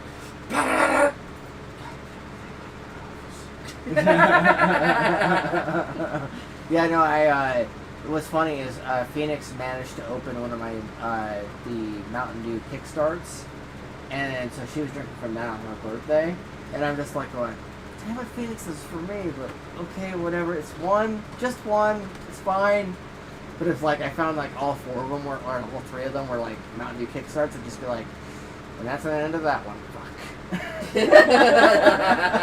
You're right. Because I just would not. Like it's fine when they're drinking my regular Mountain Dew because it's like a limited amount of caffeine. But like if they were to be like possibly like energy drinks, I'd just be like, oh shit. Jesse James West, look up his video. It's back, I think, a month, 2-3 weeks back. Mm-hmm. He did a video about taking like pre-workout injection instead of like a drink. Yeah. Because if you get it injected, the way it goes into your system, you get 2 to 3 times the benefit. Interesting. And it's supposed to last for a full 24, I think it was 24 hours a week. But I mean, he's like, dudes, look at my pump I have. Yeah. Not taking steroids, like literally just the same as what you would get from a pre-workout, but in a syringe. Yeah. He wanted to test it out for a week, so he did. And dude, the results he got, I'm like, if I had the money. No, because I know a place that does it. Yeah. It's the, I showed it to you in Farmington in that, like, strip mall fucking town they got there. Yeah. The place that does also, like, the stand-up, like, cold room. And like the hot stuff and the what is it, like the recovery IVs to help your body naturally recover, or an amino acid sort of thing. Yeah, like amino acid drip. Make it a point to every time we go to Dollar Tree at least get a few Kickstarts and then just hide them somewhere. That way I can have them one at a time and just sparingly. Cause I mean, if you want to go to the outlet mall, call me tomorrow or whenever I bring over Nikki. I was thinking maybe like while we'll go over and spend $10 because we're going to we're gonna go get school supplies tomorrow, so I was thinking about maybe having Amber and I just go over there. What supplies do you need? Just nowadays? Like getting a few backpacks and then like oh, kids just the basic? Yeah, just basic shit. Nikki said she needed a new backpack, so I gotta go get a new one. Yeah, we're gonna get her backpack and then get. But I mean, my account's almost sitting at 200. I can just spare a few bucks. Yeah. Because tomorrow night I'm also gonna go do Grubhub for a couple hours after the kids go to bed. Yeah. Tomorrow and Saturday. I don't remember if I said for Sunday. I'll have to look later. But I mean, that's like $40-50. Yeah. Doing like 2-3 hours, like around the time the kids go to bed until like 11 o'clock at night. Yeah. If I do that like 2 or 3 days a week and that's it, I got the extra money, so that way if I need to buy or do anything during the week for me and the kids or just for food, I'm covered and I'm not completely screwed. Yeah. If I make an extra $100, that'll end up going straight into doing something I gotta do for the car. I gotta get the back shots done, but So I was thinking, like, I gotta take the car in for an oil change tomorrow or the next day. checking the outlet to see what they have for school supplies, if they even have any at all, and then maybe, like, go into a couple of different places for cheap at first, and then for anything else, just go into one of the common I don't know, I stores. wouldn't go to the outlet mall for a backpack. For me, it's like, okay, I guess Walmart we'll go to Walmart for or like $5, yeah. $7. I think it's like $10, but you know, get one that'll last 2 years. Because Yeah. the last one my daughter had lasted like 2 or 3 years. Their Because backpacks she's in the don't third last grade that going long. into the fourth grade, so Yeah. Has she been using the same backpack for the last 2 or 3 grades? last 2. Huh. I bought a decent one that worked and kept working. Yeah, because Amber always just gets the cheaper, crappy ones that only last that 1 year or last for 6 months. It depends on what brand you buy. Yeah. I mean, honestly, I thought she'd kill it in the first year. I'm surprised it lasted 2 years. So Probably that's just just a year for as well. fucking luck. It's probably like she's really good at taking care of it though. Oh yeah, she's good at taking care of like 99% of her shit. That other 1% of stuff is kind of. Maybe she should teach Ari and Cass how to take care of their stuff. My issue is she comes over here, no offense to your kids, and she like veggies out with your kids and acts like them trying to yell and fight or get pouty. And I'm like, you need to go acting like your cousins or you're not going over there no more, goddammit. Yeah, Stop like, absorbing their bad habits, show them good habits. yeah, see, and I try to teach them better. I try to show them better. Yeah. No, I get that, but I'm saying it's a thing. If you're around the activity, you see it, they don't get call cocked. Okay, there's no bad, so I'm just gonna do it. No, not with me, mother trucker. Yeah, no, You're gonna get the negative with the positive. Stop acting like that. You know, this is how you're supposed to act. And I'm only fussing at you because I am not dealing with your damn cousins. I'm dealing with you and you. Because me and your mom have taught you better. You know better. yeah, no, I there was don't a couple stand for that times. shit ever. There's a couple times where my kids' mom was downstairs doing whatever she was doing, probably with Luciana, and I was on a With the break. baby, yeah. I was on a break, so I came out to the living or came out to the bedroom, saw them all in the bedroom, and saw Nikki over there, and I was like, going, Nikki, you know better. And she's like, wait, what? And I'm like, you know better. And she's like, you're gonna tell my dad, right? And I'm like, probably will. It'll just come out. So we talk. And he's just, About everything. And she was just kind of like, well, don't tell him about this. And I'm like, going, that's not what your brother says. That's not what Connor says. And she was just so like, I'm doing better. And I'm like, uh-huh. And then I was just like going and told Nikki Sterling, this is like, why don't you teach my kids better habits? Come on now, I'm trying to teach them myself, and yet they keep progressing. And she just kind of was like, and then she's like, well, I'm about the same age as Ari, and I'm like, I know you are. That's why I was hoping that he would learn it by now.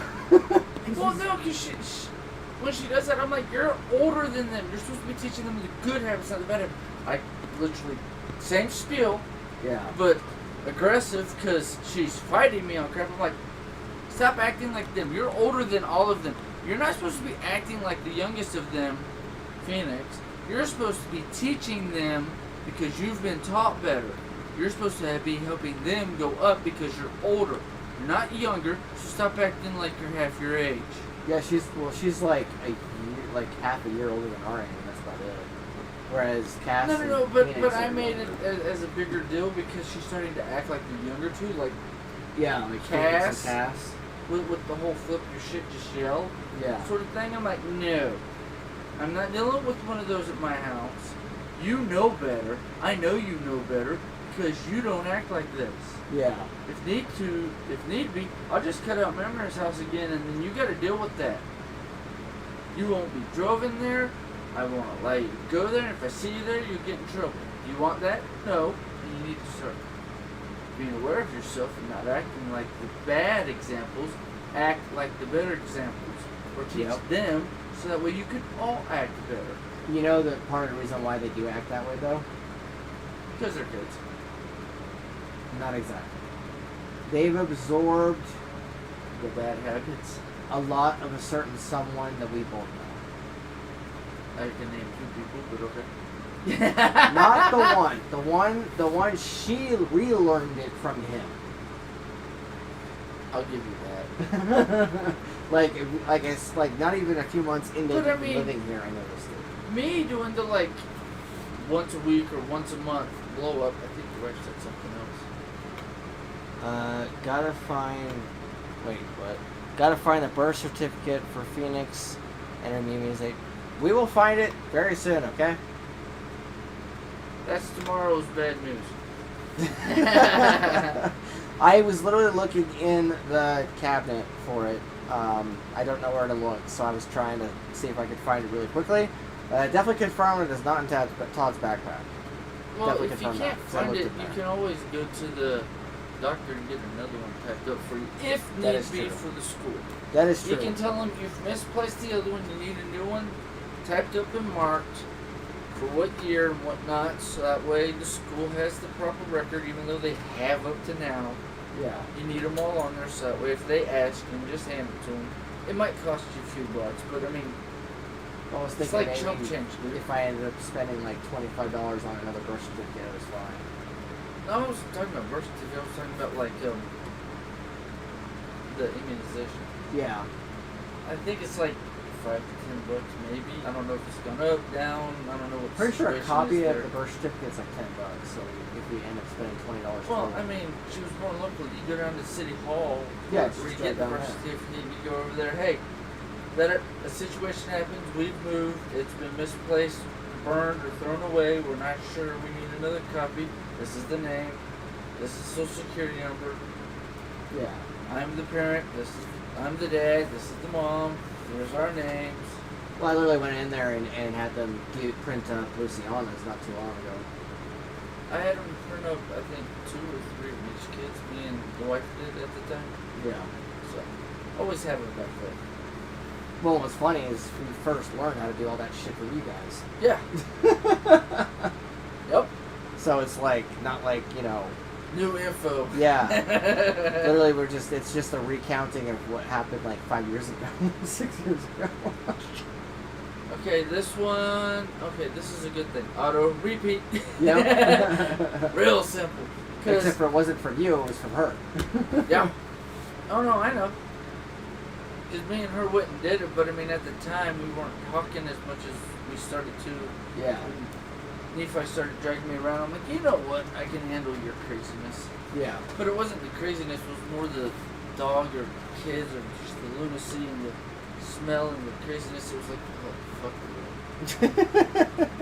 No, I mean, no offense to you, but you a stanky hoe when you don't shower. So, it is Yeah. what it is. I mean, no disregard. We all stink. Or if you go long enough and eat the right foods, like proper meat and proper vegetables without all the processed food, your body actually doesn't stink and smell like a clusterfuck of ass. Well, see, my hygiene years ago was far better than it has been now. Now I have to You've literally gotten like, lazy. now I have to like literally like push myself to disregard. Because part of it is the fact that I am so hyper fixated on making sure that the kids are taken care of and making sure that things are done Yeah. that I forget to take care of my own hygiene. It's terrible. I will admit I don't, but I also know I've gone a month or 2 without showering. I know I don't stink because I hang out with people and nobody bitches. So it's like, clearly I'm good. Because if I did, I know the people who would say something to me, and especially some of the older guys from like church or whatnot, or just in general that I'm around. You're nasty. I used to shower every goddamn day. And I think part of like my lack of showering has come from the fact that we used to live in that apartment that would actually bill us for our water bill. And so I had to limit how many showers I took. And I noticed the water bill dropped by like $70 by not showering. But it's the thing of the underarm or whatnot, and I'm like completely against all underarms because 90% of the underarms out there have, they'll name it something else, but it's aluminum. It's a heavy metal. So that way you don't sweat. Yeah. But the issue with that is you get enough aluminum in you. What happens when you're old? Who the fuck are you? Where the hell am I? How the fuck old am I? So amnesia. Alzheimer's. Alzheimer's. And stuff like that. Those mental diseases come from heavy metals in your blood system. What has heavy metals? 90% of what you eat, if you eat out, because it's foil wrapped around your food. 1. 2, it's underarm because 90% of the underarms have aluminum in it. Oh, deodorant? Yep. Yeah. That's why I like the doTERRA and a couple other companies that don't have that stuff in it. I didn't think that the deodorant It has aluminum in it. Check. You mean this simple basic shit that I always get for Yep. like $2? Axe. Axe. Here. Sit your phone down. Don't blow up the computer phone. Alright, sit down. Ingredients. Gelatin, water, sodium, blah blah blah.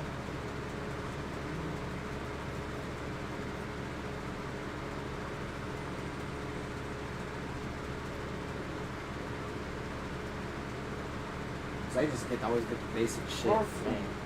I don't know what parfum is. That one might be. I literally will spend like the least amount of money possible for decent shit so that Right. those things will Podium. Pull up. Grab your phone. Okay, what am I looking at? Well, we can look at that one first. Fragrance. Or no, no. This one. LF2. And one of those. Gareth. 100. Yeah. And the sodium steroid.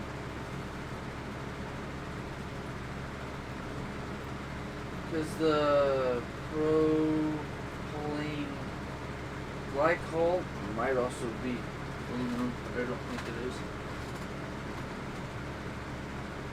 One of these, it's usually one of the top ingredients is a metal which stops your underarms from producing sweat. That's why you don't stink. It's one of those random factoids I learned years ago. Sola 20 is a safe ingredient good for skin and hair. Wait, what? It wasn't 20.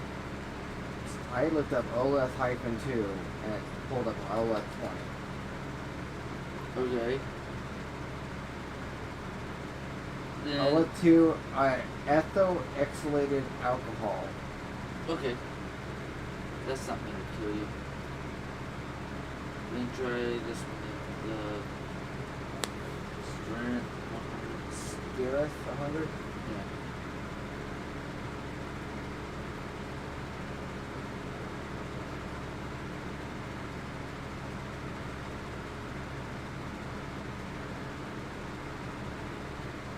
And emulsifier to help water and oil-based ingredients stay together so the homogeneous form. Okay, that's the thing that makes it into the thing. And this Yeah. one. Sodium. Sodium stearate. Yeah. Because I know what a few of these other are, but I mean, the blue is the color and the yellow is the color. I mean, they might have aluminum in it.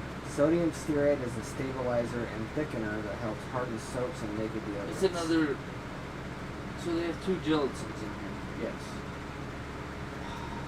And I put in my outfits every day. But it might not even be on here. You'd have to look it up on their website or whatnot. Because I know, because me and Teresa looked into it because I made a comment to her once. Oh yeah, I learned back in high school and freshman year, because the science class I was in was for intellectual, basically, you learn by doing, not by the book. Yeah. And I learned more in that class than I did the rest of the fucking years in high school in science. The only issue was the guy, I got into it my freshman year, and that was the year of scouts. Yes, because he's like, if I wasn't retired, I'd probably have all y'all for all 4 years. Because he did a freshman, sophomore, junior, senior. Yeah. I'd have loved to have him every year. Because the way I liked that he taught, and in my freshman year, I got to cut shit open. We took apart a big ass, I think it was cricket or grasshopper, and then I can't remember what the other thing was. But I mean, I had fun with that. Me having issues with my hands and still being able to cut it apart without actually like accidentally cutting all the way through all the organs. Yeah. Score, bitch! My only thought, score. Fuck you, I did something I never thought I'd be able to do. Yeah, I remember in biology class we dissected a frog. Oh, that's what it was. It was a frog and a cricket. Or a grasshopper. It was a cricket or grasshopper, you know, one of those. Dissected a frog, and I think I was dealing with so much trauma at home that I was only half there. Well, the issue was we were supposed to, if we got into biology, in our sophomore or junior year, we're supposed to dissect a pig. Yeah. Like 2 or 3 people together, maybe 4 max for a group. Yeah, they stopped that by the time I got there. So yeah. Because, I mean, I get the shit. Is it because I'm a psychopath or sociopath? Or is it because, ooh, science, fun. Let's cut things apart and find out how it actually works. Yeah. That's like a kid told me back then about quartz, the thing that makes atoms, the energies that keep atoms together and blah, blah, blah, and all that stuff. And when looking into it here recently, just because it's something that popped back up on the science podcast I listen to, we think it's this, but we don't know how big or how many. And I'm like, you have small brains for making fucking sleep. Well, I mean, we've talked about it. It's like, look at the universe, okay, look at our solar system, look at the universe, look at the cosmos. Now go backwards. Atoms, the stuff that makes atoms, the stuff that makes the things that makes the atom, and the stuff that makes that. If you go back far enough, what does it look like? It looks like the cosmos and the universe and our solar system. Yeah. It's all the same shit, same pattern, all the way down to the basic things that make everything. Off. Yeah. It's all the same shit. Yeah, it's a matter of components and elements. But that's where I see the higher dimensions. You were able to see to the most minuscule, smallest part of everything that's made. And because you, being that high, you can make it out of nothing, because it's all just, it goes back to energy, magnetism, and all goes back to basically that. And all the empty space, it's not actually empty space, there's stuff in there, you just can't see it. It's like the blackness of space, we can't see it. Because it's something that you can't see. Yeah. And I've heard some people talk about what it is, or what the scientists theorize it is, and da-da-da-da. Yeah, how come everything that operates our whole existence, universe, and whatnot, why are they all theories? Why have none of them actually been 100% true? Proven. Because we're still at level 1 or 2 of fucking psychic or physics and quantum physics. Yeah. We haven't gone near high enough on explaining or figuring out how everything works. Oh wait, because that's not our job. If we figured out everything to the nth degree level, then we would be able to create anything out of nothing, and there would be no hard to do anything. Yeah. We don't have enough resources. How much do you need? The fuck did you just... Shut up. How much do you need? About 5,000 tons. Shit. Next question, bitch. Yeah. You didn't use machinery, you didn't know, because it's all part of your brain, your consciousness, the energy that controls you and everything that you're made of and everything that's around you. It is made from a thought, not machinery. Because once you get to a high enough evolution, or I think of technology, Yeah. the technology is no longer technology. It is your consciousness controlling everything. There is no limitation. You become an omnipotent God. Once you reach that level, this body is like, poof, I don't need it. Like Stargate SG-1, the ancients that become basically turn into energy creatures Yeah. that are basically AKA the equivalent of God. They can run everything. They can do everything. They became translated and found a way to move to the next level of existence. So fifth dimensional creature. Fifth, sixth dimensional creature. Yeah. Where what we see is bright light because there's so much energy. Once you transform your body and consciousness into that, that what we see from a three-dimensional point of view is just a bright light energy creature. And I like the way they portrayed it, but the funny thing that I Like a liked about... celestial being of some kind. Yes. They're called the Ancestors in the TV series. Yeah. I like the TV series where it got to, when it got to that point, because when they started digging more into the ancestors and some of that stuff, my brain went, science that I actually like, and I can correct you on where you're wrong and shit, but nobody will hear me, so I'll just sit here and enjoy you trying to explain it in a tiny bitch brain format for all the people watching the show. Yeah. I mean, I enjoyed the action and all the other, like, emotions and whatnot in the show, but my brain went for the science. Yeah. The science, like Neil deGrasse Tyson, the science. I'm like, dude, no offense, I like you. I like how you're like, no offense, the science says what you did in your movie or TV show.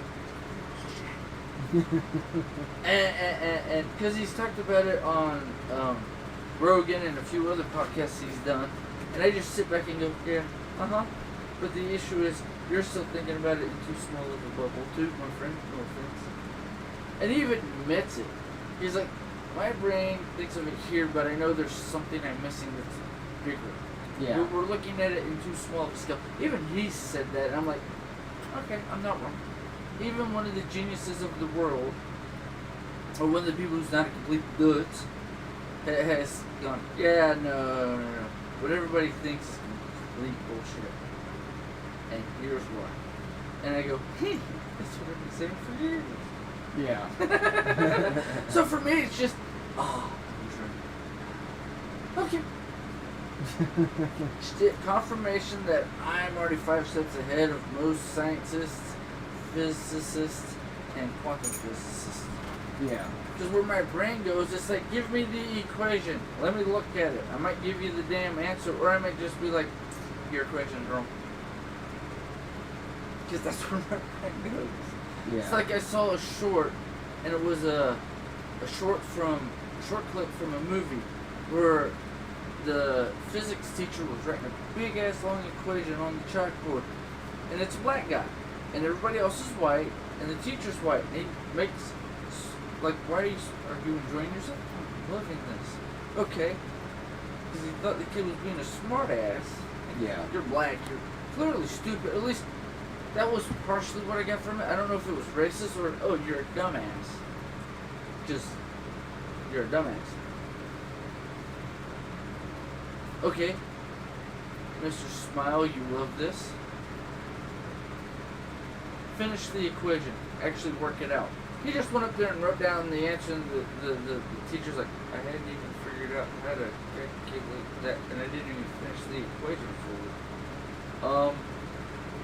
How the fuck did you figure that out? I don't know. Yep. I just saw the answer. Like I was talking to you, like I've talked about on here in real life, how I had the equation. How do you think it's supposed to be done? Okay, that's what I thought. Okay, here's your answer. Yeah. How? I don't know. Here's the answer. Don't ask me. My brain just goes, answer! Okay. Or he just goes, How'd that go again? Yeah, she liked the sound effect. I don't know if they heard it though. But I mean, that's what, because it's from your brain, so it's clearly moisture, because your brain's moist. Here's your answer. That looks disgusting. Throw it on the board. Fuck, that worked. the one part I always forget, because my brain doesn't go there sometimes, is I forget to reduce. No, there's the equation. You want to reduce it, you have fun with that. I gave you the answer. Don't bitch at me.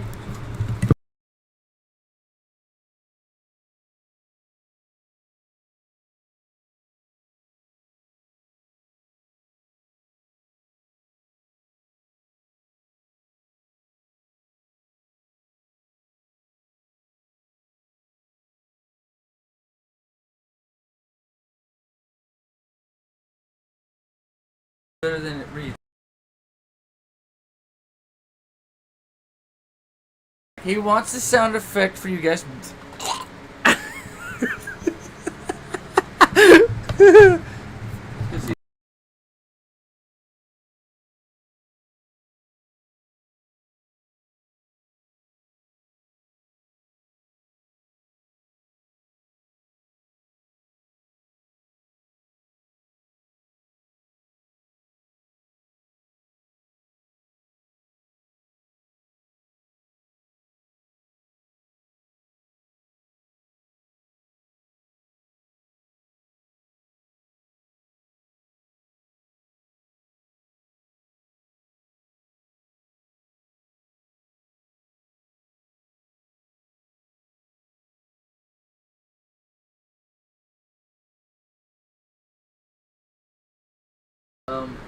Yeah, there, don't touch it, don't touch it! It came alive! Sorry, he tried to make the sound effect. I hope y'all actually heard it. If not, I just made goop sounds at the fucking mic for no reason. You did it, jackass, not me. Yeah, you guys lost sound for a good minute there. I apologize. I was trying to move the mic, but apparently the cord is being a sensitive bitch. So she's sensitive. Don't touch there. A bit lower. Alright, let's do sound effects because we got about half an hour. Yeah. Gotta make sure phones are low max. Give a man pleasure and he will forget his goal. Give a man pain and the beast within him will conquer the world. Sound one. The more adversity you embrace, the stronger your resilience grows. The more resilient you are, the calmer you become, and increased calmness sharpens your judgment. Sharp judgment leads to wiser choices. Wiser choices strengthen your ability to build things, and through superior building, your success will increase. Actually, The more adversity you embrace, okay. The beginning said more adversity you embrace. So that way everybody got the full. Oh, this next one's funny. It's from, I think he's half black or whatever. But he took over that one show that Corbett, I think, was in charge of, or one of the other late night shows. Yeah. France won the World Cup. I said Africa won. I was shocked at how angry a lot of French people got. Sir, how can you say this? Why can you say these things? I got a letter from the ambassador of France. I heard your words about an African victory. Nothing could be less true. Their parents may have come from another country, but the great majority of them, all but 2 out of 23, were born in France. And the rich and various backgrounds of these players is a reflection of France's diversity. By calling them an African team, it seems you are denying their Frenchness. Black people all over the world were celebrating the Africanness of the French players. In order to be French, you have to erase everything that is African. And I'm like, why can't they be both? Both African and French. That makes sense. And by the way, guys, that was Trevor Noah. He said Trevor. Yeah. Beginning.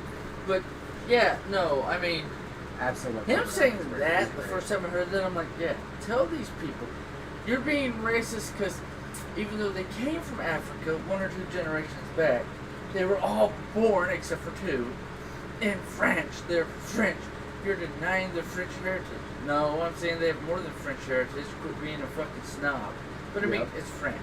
No, fuck you, you fucking American. I mean, that's their bullshit anyways. Next soundbite. I immigrated here from Ukraine, and When?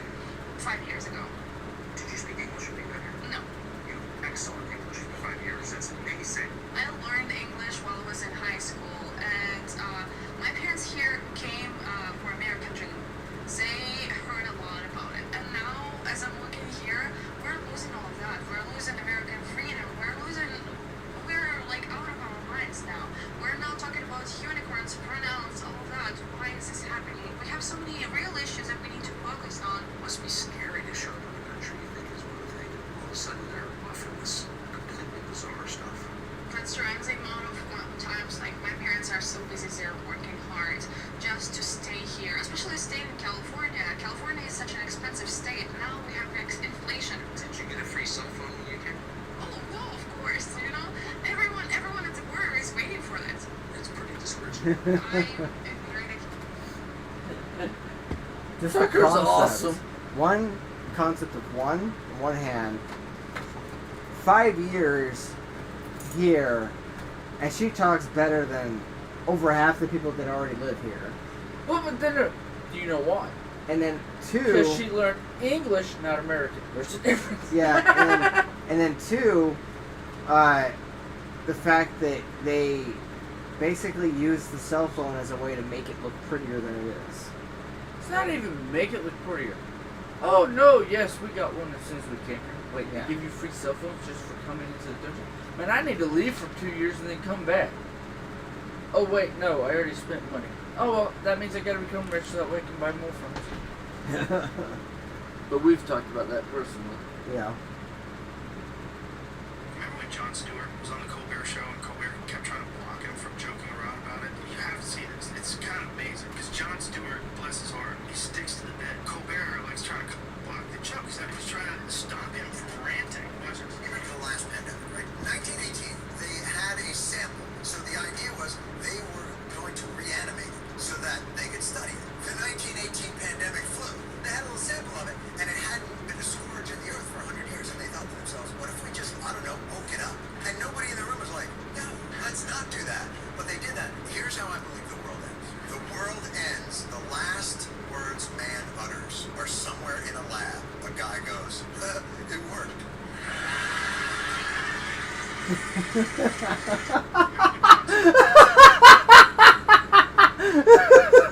I mean, is he wrong? Is he wrong? Look at COVID. Yeah.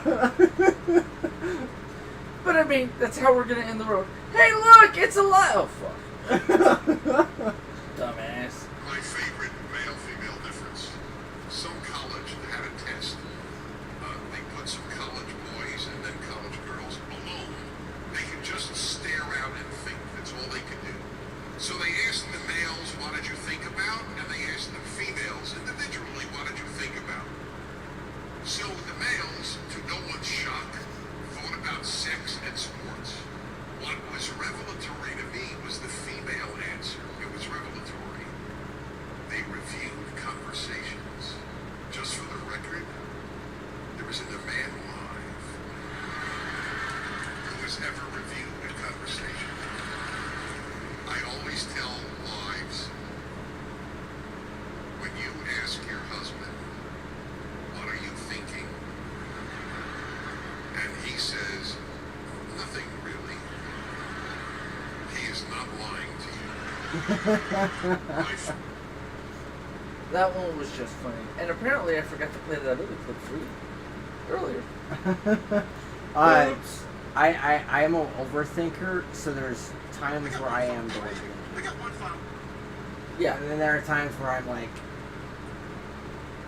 arrow 404. Control Alt Delete. Didn't need that file anyways. Fuck it. No. Fuck it. I got one question for you. It's important. Is Mexico an ally in this fight against illegal immigration? Yes, it is. So, I mean, it's hilarious and somewhat troubling that you say that, because, like, I'm looking at the El Chapo trial where President Nieto took $100 million bribe from the Sinaloa cartel. Do you think that the subsequent presidents following Nieto weren't offered a bribe by the cartel or didn't take the bribe? Congressman, I disagree with everything you have said. Right, but you can disagree all you want, but what you won't provide is any number. And when you sit there and just kind of ostensibly disagree without any facts, it shows people what the real gig is. The Mexican government is captive to the cartels. They are doing the bidding of the cartels, and based on your response today, so are you. Oh! Yeah, no, I love that soundbite because, well, I think you're full of shit. I disagree with you. You disagree with me, but where's the proof? Where's their bank accounts? Where's the proof that they have it? And do you have proof they have? Oh, wait, no, you're just saying you disagree with me. Well, that's fine, but what are the facts? Right? If you won't give them to me, that means they're paying your fucking pockets too, aren't they, bitch? Yeah. I love that, because it's like, really, we gonna just, I don't agree with you. Right? Facts, motherfucker. I love that sort of crap, you know that. Yep. William Ellison was a strong supporter of the Confederacy. When He's the a black Civil War guy. started, Ellison turned his cash crop plantation into a foodstuff farm, providing food to the Confederate Army. Ellison's death, 1861, came with a final wish. 1.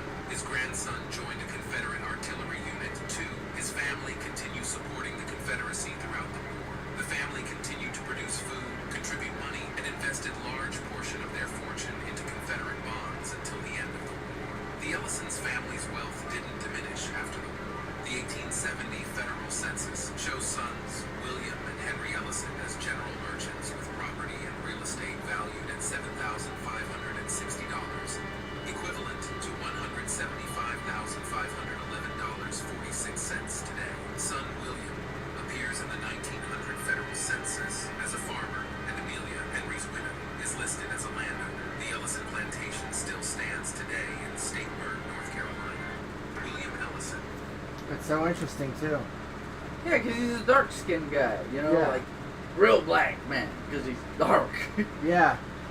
And if you go by media as trying to rewrite history, you would believe that that wouldn't be possible. Well, I mean, that's the funny part I always get, because Confederacy, oh, you mean us Southerners? Yep. Read it, motherfucker. I mean, I was born in Virginia, which is more southern than northern, even though it's right next to D.C., because West Virginia departed from regular Virginia and became West Virginia because they wanted to be part of the Union. So Yeah. that says, I mean, I've always grown up in Confederate Southern states. 90% of my life has been in Confederate states. Well, okay, 80 because I lived in Ohio for a little while, and now here. Yeah. But I mean, the thing is, we get taught, not in all, but in most southern states, that there were as many blacks as there was whites in the Confederate Army.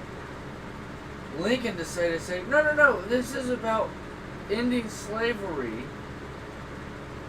It's the whole media. We're going to change what it really is so that way we get more support Yeah. for the war. It was they wanted to be their own country, and the Union, the North, the United States, said, fuck you, no, you're part of us. You've always been part of us. And we're going to make you stay part of us whether you like it or not, motherfuckers. Yep. And that's my irritation. Because the black guy he's talking about owned a farm, so any of the slaves that were already freed by that time, because the Confederacy was already starting to free slaves when they turned themselves into the Confederacy, were already freed and working on the other blacks' farms who had been freed or given the farm as part of them being free. Yeah. Or they were the blacks who owned slaves already. And they basically gave them jobs on the farms. Like the biggest white guy who owned slaves was You can't just free them. They have nothing to do. They have no money. You literally are making them homeless. You can't just do that. And he gave every slave that was free a job on his farm. He was one of the good, aka slave owners. Yeah, which is a good thing. Like this guy. Not that there's a good thing behind slavery, but it's a But good I thing mean, that he was it's a getting thought jobs. process. We're going to free them. But are we going to make it so they can actually live in this capitalist world we're building? Yeah. Have y'all thought this through? No, we're just going to make them free and just hoping they don't die in the middle of the freaking swamps and shit because they have nowhere to live now. Yeah, and it's like a catch-22 though too, because it's like yeah, you want to free the slaves, but if you free the slaves, then do they have something to bounce off of? Or do they You have somewhere to literally go? just made 1 million homeless people. Have fun with that, Right, dumbass. right. So I could see the catch-22 in there, and I can see the no matter how much we want to virtue signal and how much we want to look at it idealistically, I can see the caveats.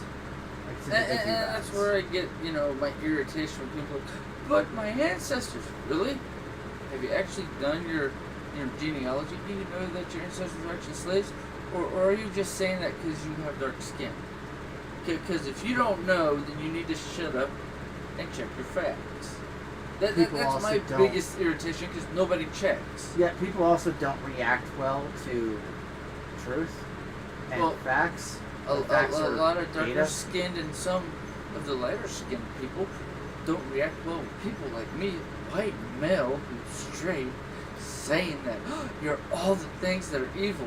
That makes you a bigot because you're excluding me from saying anything because of color, race, and sex. With how she reacts, her too. If she's even still listening. Probably. Maybe next Does it bother you that there's no prominent African Americans in the White House? We have to stop believing in the solution that because somebody is black, they represent my interests. We learned that lesson via Barack Obama. I mean, he was in the White House for 8 years and didn't do much for the black community, so I'm not interested in the color of people's skin. So I'm interested in what they do. So I'm really interested in your perspective again. I think that we have to stop believing that diversity is the color of people's skin, because that's an illusion of the collective soul. That somehow, because somebody matches my skin color, because somebody matches my gender, they have my best interests at heart. Unfortunately, if you believe in the ability to think and to have a dialogue, that is a position that's on the right today. Does it Is that Candace Owens? Yes. That's why I thought you'd like it, because of the Candace Owens and Tate interview. You recognize her? She's a badass. Well, fuck yeah. That's why I like that she's on the Daily Wire, like Jordan Peterson. The people that are actually on the Daily Wire, most of those guys and gals, are like, what's wrong with being married, having a family, not trying to divorce your significant other, actually being in love and having what the end goal was supposed to be from the beginning by the Bible, the Quran, I can't remember, Torah, which is the Jewish, Yeah. books. Why can't we go back to what we're actually supposed to be? It's interesting because, like, As there's a soon as couple we start different- doing the stuff like we're doing now, that's when most countries and civilizations have gone down. Rome, Greek, and all that shit. yeah, I've noticed that, like, on a couple of different threads I actually ran into, there were so many people who were so quick to jump onto hating marriage and hating their spouses and, just overall they should never have touched marriage in the first place with the way that they reacted. One thing I heard on a podcast was, if you're so against marriage, then just get in a long-term relationship. Yeah. If you're for marriage, marry. Mm-hmm. If you have the thought that I can get divorced or I can leave this whenever I want, you shouldn't get married. Just be in a long-term relationship. It's an investment. Yeah. It's like a long-term investment. You And already I know like that with me, like, I was terrified of the idea of marriage. because Because of what you'd seen. because of what I observed other And people experienced. going Yeah. through. And one of the few times where I saw marriage being a good thing was my relative, my dad's sister. That was one of the few And times. my crazy ass at the beginning. Yes. For the first, first 10 years of my Yeah, marriage? before- The first decade. before a certain dumbass decided to get involved. Yes. Well, yes. Africa was not originally called Africa. We had a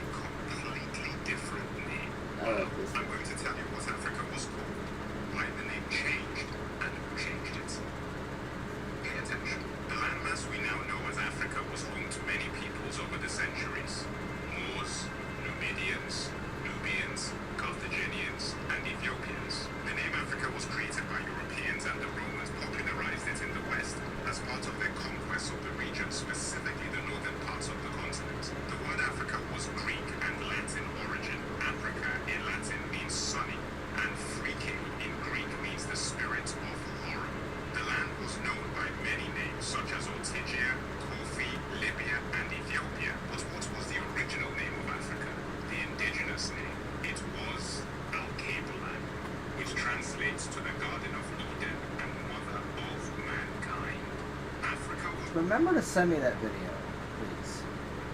Because that was... You want me to send It was one of the biggest okay, head I'll just turners pause for me. this. Send it to you. Yeah, it was one of the biggest head turners for me because, like, there was parts of that video that I had never seen in media. Because our current American media is just Not so... just it's the Western media, but yeah. Whatever. Well, I'm saying it's not just America. Yeah, it's America, England, some French. There was parts of countries that and stuff that like I that, have I only heard because there was a lady who was in, I think it was not Nigeria, but one of the other countries over there. Uh-huh. And she was on Twitter, and I shot to, and she was giving me so much intel about how African culture is over there. I was like, why have I never heard this before? She was like, because TPA, you know Western media, and I'm like, well, fuck. Yeah, it's the whole Western world. We don't tell everybody what's happening everywhere. Like, people like to do the virtue signaling, like, my ancestors were slaves. Dude, there are people who are still slaves in Europe, Africa, and a few other countries way out there in the BFE that we don't talk about. Yeah, and I just like learning. I like learning information. Right. Seeing other perspectives. That's where we're very similar. It's like, ooh, a new fact. You'll like that. Yeah. And I send them to you. Yep. It's going to take the people. The people will have to run our country again. We have to put in honest, God-fearing men to run our country like we used to have. That's what made us such a great nation. I see that's what you learn in school. These kids don't know what you're talking about. I wish I could have seen those days. Oh, my son sees them. We gotta love our country again. Breaks my heart. Me too, Don. He's a veteran, by the way. Me too. Well, it's like, imagine fighting with the Avengers, right? Like, alongside the Avengers. Imagine fighting alongside... I know they're a fictional team. Are you talking about, like, what happened in, what is it? The one with the, Flying Guy and Winter Soldier series? Yeah, Falcon. Yeah. Falcon and Winter Soldier. Yeah. Yeah, imagine fighting alongside Captain America. Imagine fighting alongside the Avengers. And believing you're doing something great. Believing that, you're believing in something bigger than yourself. And then watching as your country just continues to just dissolve and mutate and desecrate itself into this weird he brought up thing. the thing. It's the presidency is no longer God-fearing men who want to actually try to run or help the whole population. It's a popularity contest. The one we've had closest, and I don't know if his true beliefs, is Trump. Yeah. Because the idiots in charge told him to do shit. He's like, fuck you, I'm rich. Kiss my ass. Yeah, And that's what I liked about him. It's like, yeah, kiss my Don't believe you have to be a God-fearing man to be running a decent country, but there was elements in there that I could see. You need to be a real human, not just do what you're told by your higher-ups, even though the president is supposed to be the highest. Which is complete bullshit, we all know it. But the soldier in that video, he didn't have... You know how, like, a lot of soldiers have that whole, like, almost blind ignorance? And, like, they have that whole trumpeting pride of hoorah type thing? He was heartbroken. Yeah, because he's an old guy, probably in his 80s or 90s. Well, he grew up was betrayed. almost 100 years ago. He was betrayed by what he sees the country doing now. Like, there was literal betrayal there. That was like, let's say Spider-Man is fighting alongside Captain America. 20 years. Yeah, we'll say that for minimum. Yeah, it's like let's say you're one of the the soldiers who do idealism, who believe in something bigger than yourselves and everything like that, and then you watch as everything around you, the symbol that everything stood for, just goes to shit. Yeah, and you're heartbroken. You're betrayed. And it's not even a nationalism to like the corrupted degree that they fear, which is nationalism to the point of like blind notions of like that. It's more like he literally believed and was inspired by the country he fought for. Yeah, you fight for freedom. And now we don't fight for freedom. We fight to say, haha, I'm the biggest bully in the room. Fuck you, kiss my ass. Yeah, and he was betrayed by that. He doesn't like that's where we've gone. Yeah. And I like something that Andrew and Tristan and a few other people on the internet have said. It's like, Why can't we go back to what it used to be? Yeah. Why did you fight with your king? Because he went to war with you. He was an asshole, either at the front of the line or there with you. So if shit went down, he died too. He's No, Braveheart. now we just have people in charge. Go fight my war for me, you little fucking pawns. Little peasant. Pawns, like Yeah. chess. I'll go with chess because that's like Tate's big thing. Because his dad was a big chess player. Yeah. That's where the world is. It's shut up, pawn. Go die or try to not die. Have Right. fun. Bye. I don't care. You're just a pawn. Yeah. Not like we are countrymen. We should fight together. I'll be there with you. Yeah. Exactly. Yeah. Of course, I also don't agree in the whole president or king thing. We shouldn't have a king or president because who's our asshole supposedly in charge? God. Now whether you want to call him God, Allah, Jehovah, whatever the fuck name you want to give him, whatever freaking, from whichever religious text, no matter how far back you go, they're all very similar with the names, and some of them repeat. It's that's your guy who's in charge. It done. Whether you want to put a name on it or not. We all agree there is one thing that's in charge. Whether it's energy or an entity, either way, we don't need all these kings and stuff. The idiot in charge will tell us, like they always talk about in the Old Testament. He told everybody what happened. He even said when they asked for, they asked for a king. You don't need a king like all the idiots around you who are doing stuff and acting against the rule book I gave you to live your life. Yeah. You don't need a king. I am your king. It's basically what God told him. You don't need a king. I'm your king. You don't need a physical person sitting in charge. But I mean, he put people in charge. Like David, Samuel, and other people. And what happened? They're human. What became their downfall? Human tendencies. I need, she's hot, I'm gonna fuck her. I'm gonna kill her husband so that way I can marry her. Yeah. David. And I mean, it's the same stuff over and over. The human mentality or the natural human body wants, Selfish narcissism desires, yeah. stuff, is what ends up ruining or getting a king killed or completely screwed. In my opinion. Yeah. Alright, let's keep going. Don't tell you about Trump. Is Trump a racist? I don't think so. I've talked to a number of black entrepreneurs who, back in the late 80s and 90s, or early 90s, were trying to get financing. They don't ever tell these they couldn't. Somebody told them to go check with Donald Trump. So they come back, tell me they got a loan from Donald Trump. He gave them a term loan, show up with the interest and the principal, one check. But they had to go see in person. They independently related this deal that when they saw it, he said, "This what you supposed to be? This our agreement?" Said, "Yeah." And then tore the check up, shook their hands, and congratulations. Now run your business. And this was when? This was back in the 90s. But they say most people don't even know this. He had a sister. He was, every time you saw him back in the 90s, fine. I'll tell you what, Trump. I think he was going to say fine black woman.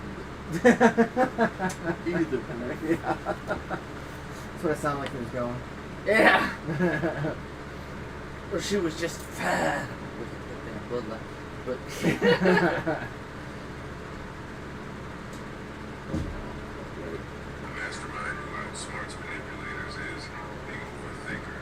They observe, manipulate, and may unknowingly harm others. They fake emotions, seeking reactions while feeling lonely.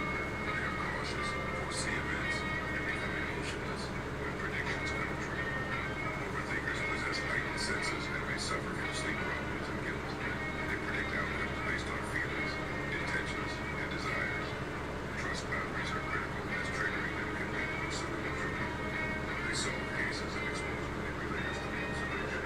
Affection with genuine intentions can earn their trust. Having an overthinker friend implying their traits are beneficial.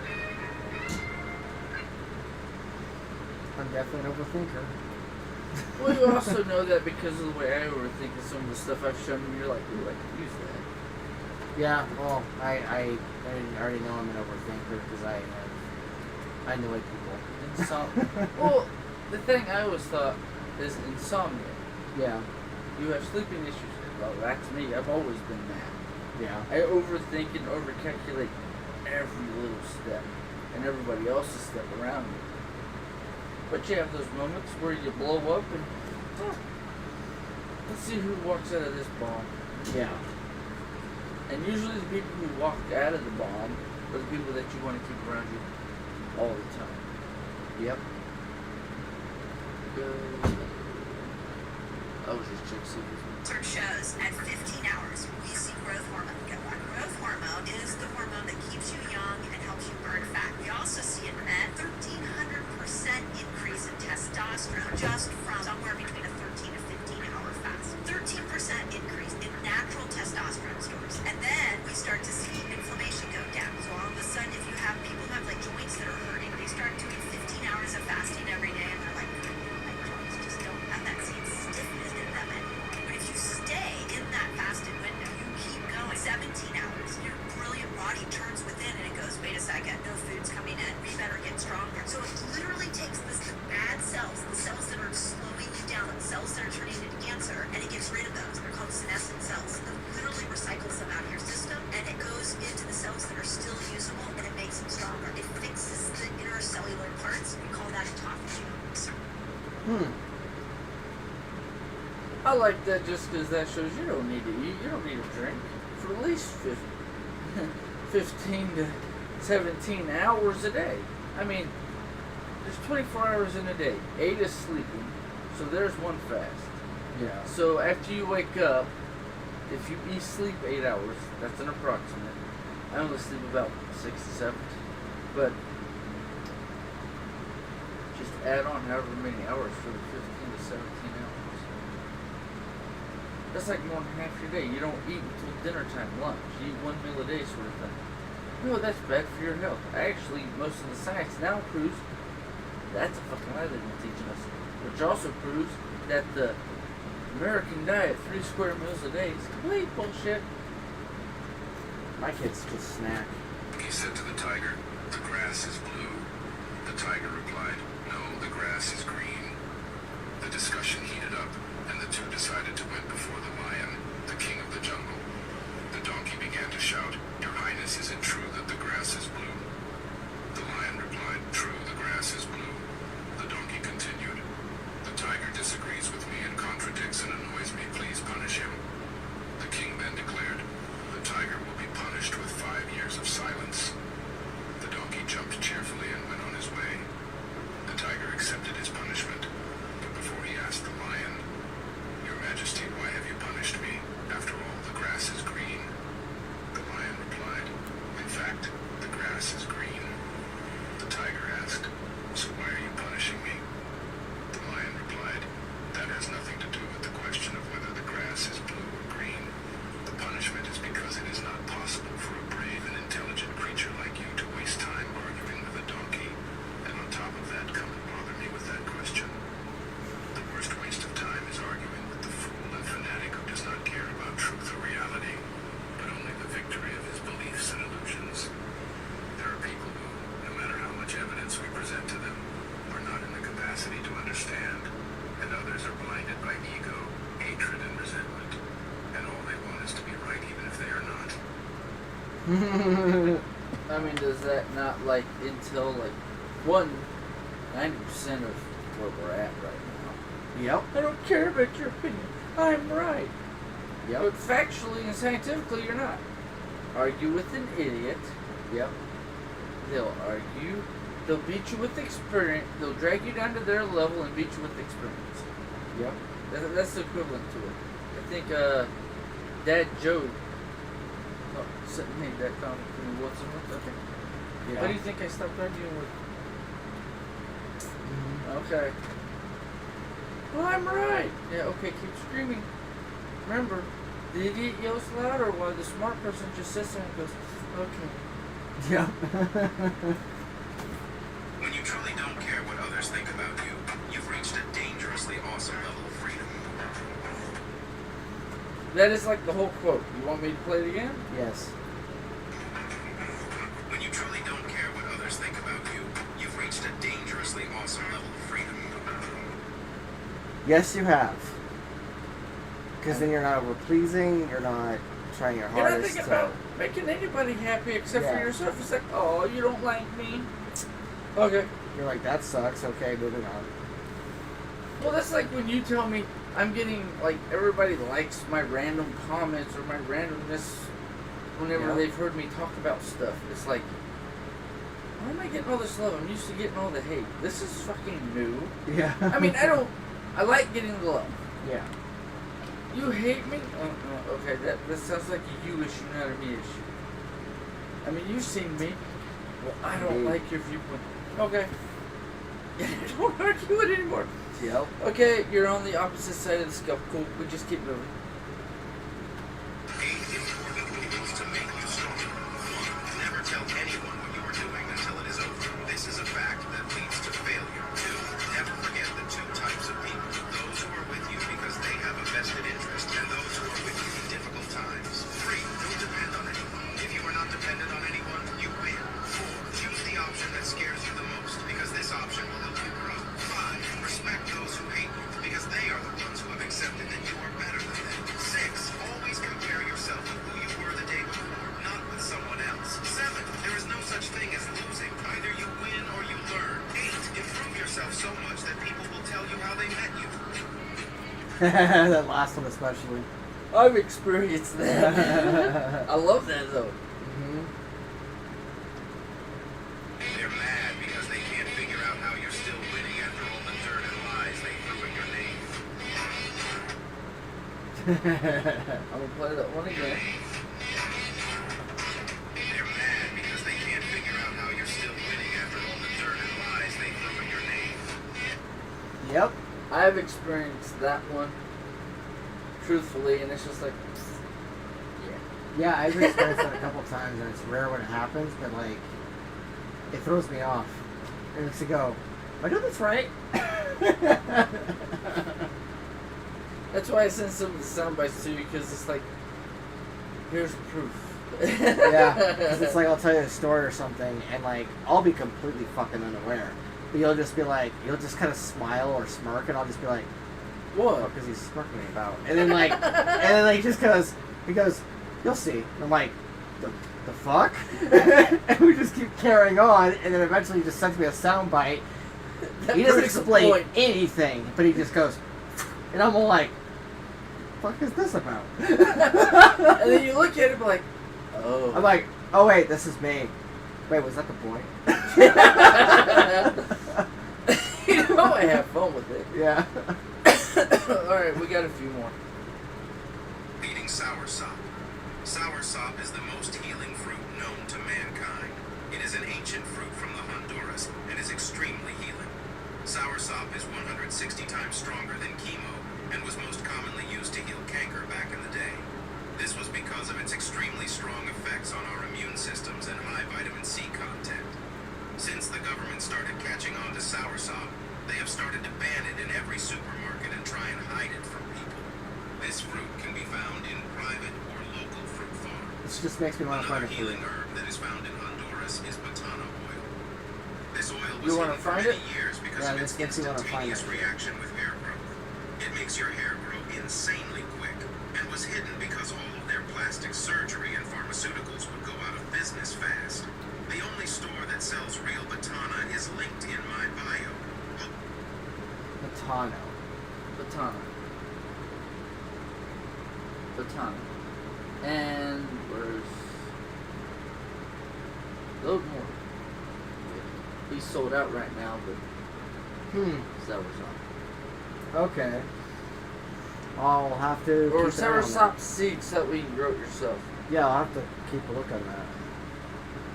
You want me to? I should have sent it to you. Yeah, Oh, send it to me, and then that way, Oh, not that one. and that way I can look at Start it eating again. soursop. Soursop is the most healing fruit known to man. Soursop Start eating is the soursop. healing fruit, Soursop. and then Batano is the hair growth fruit. Hair growth oil. Batana oil. Yeah. They're both from the Hindu region. Okay. Next soundbite.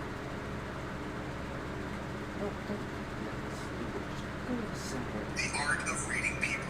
Number one, people who don't do much usually fall into two extremes.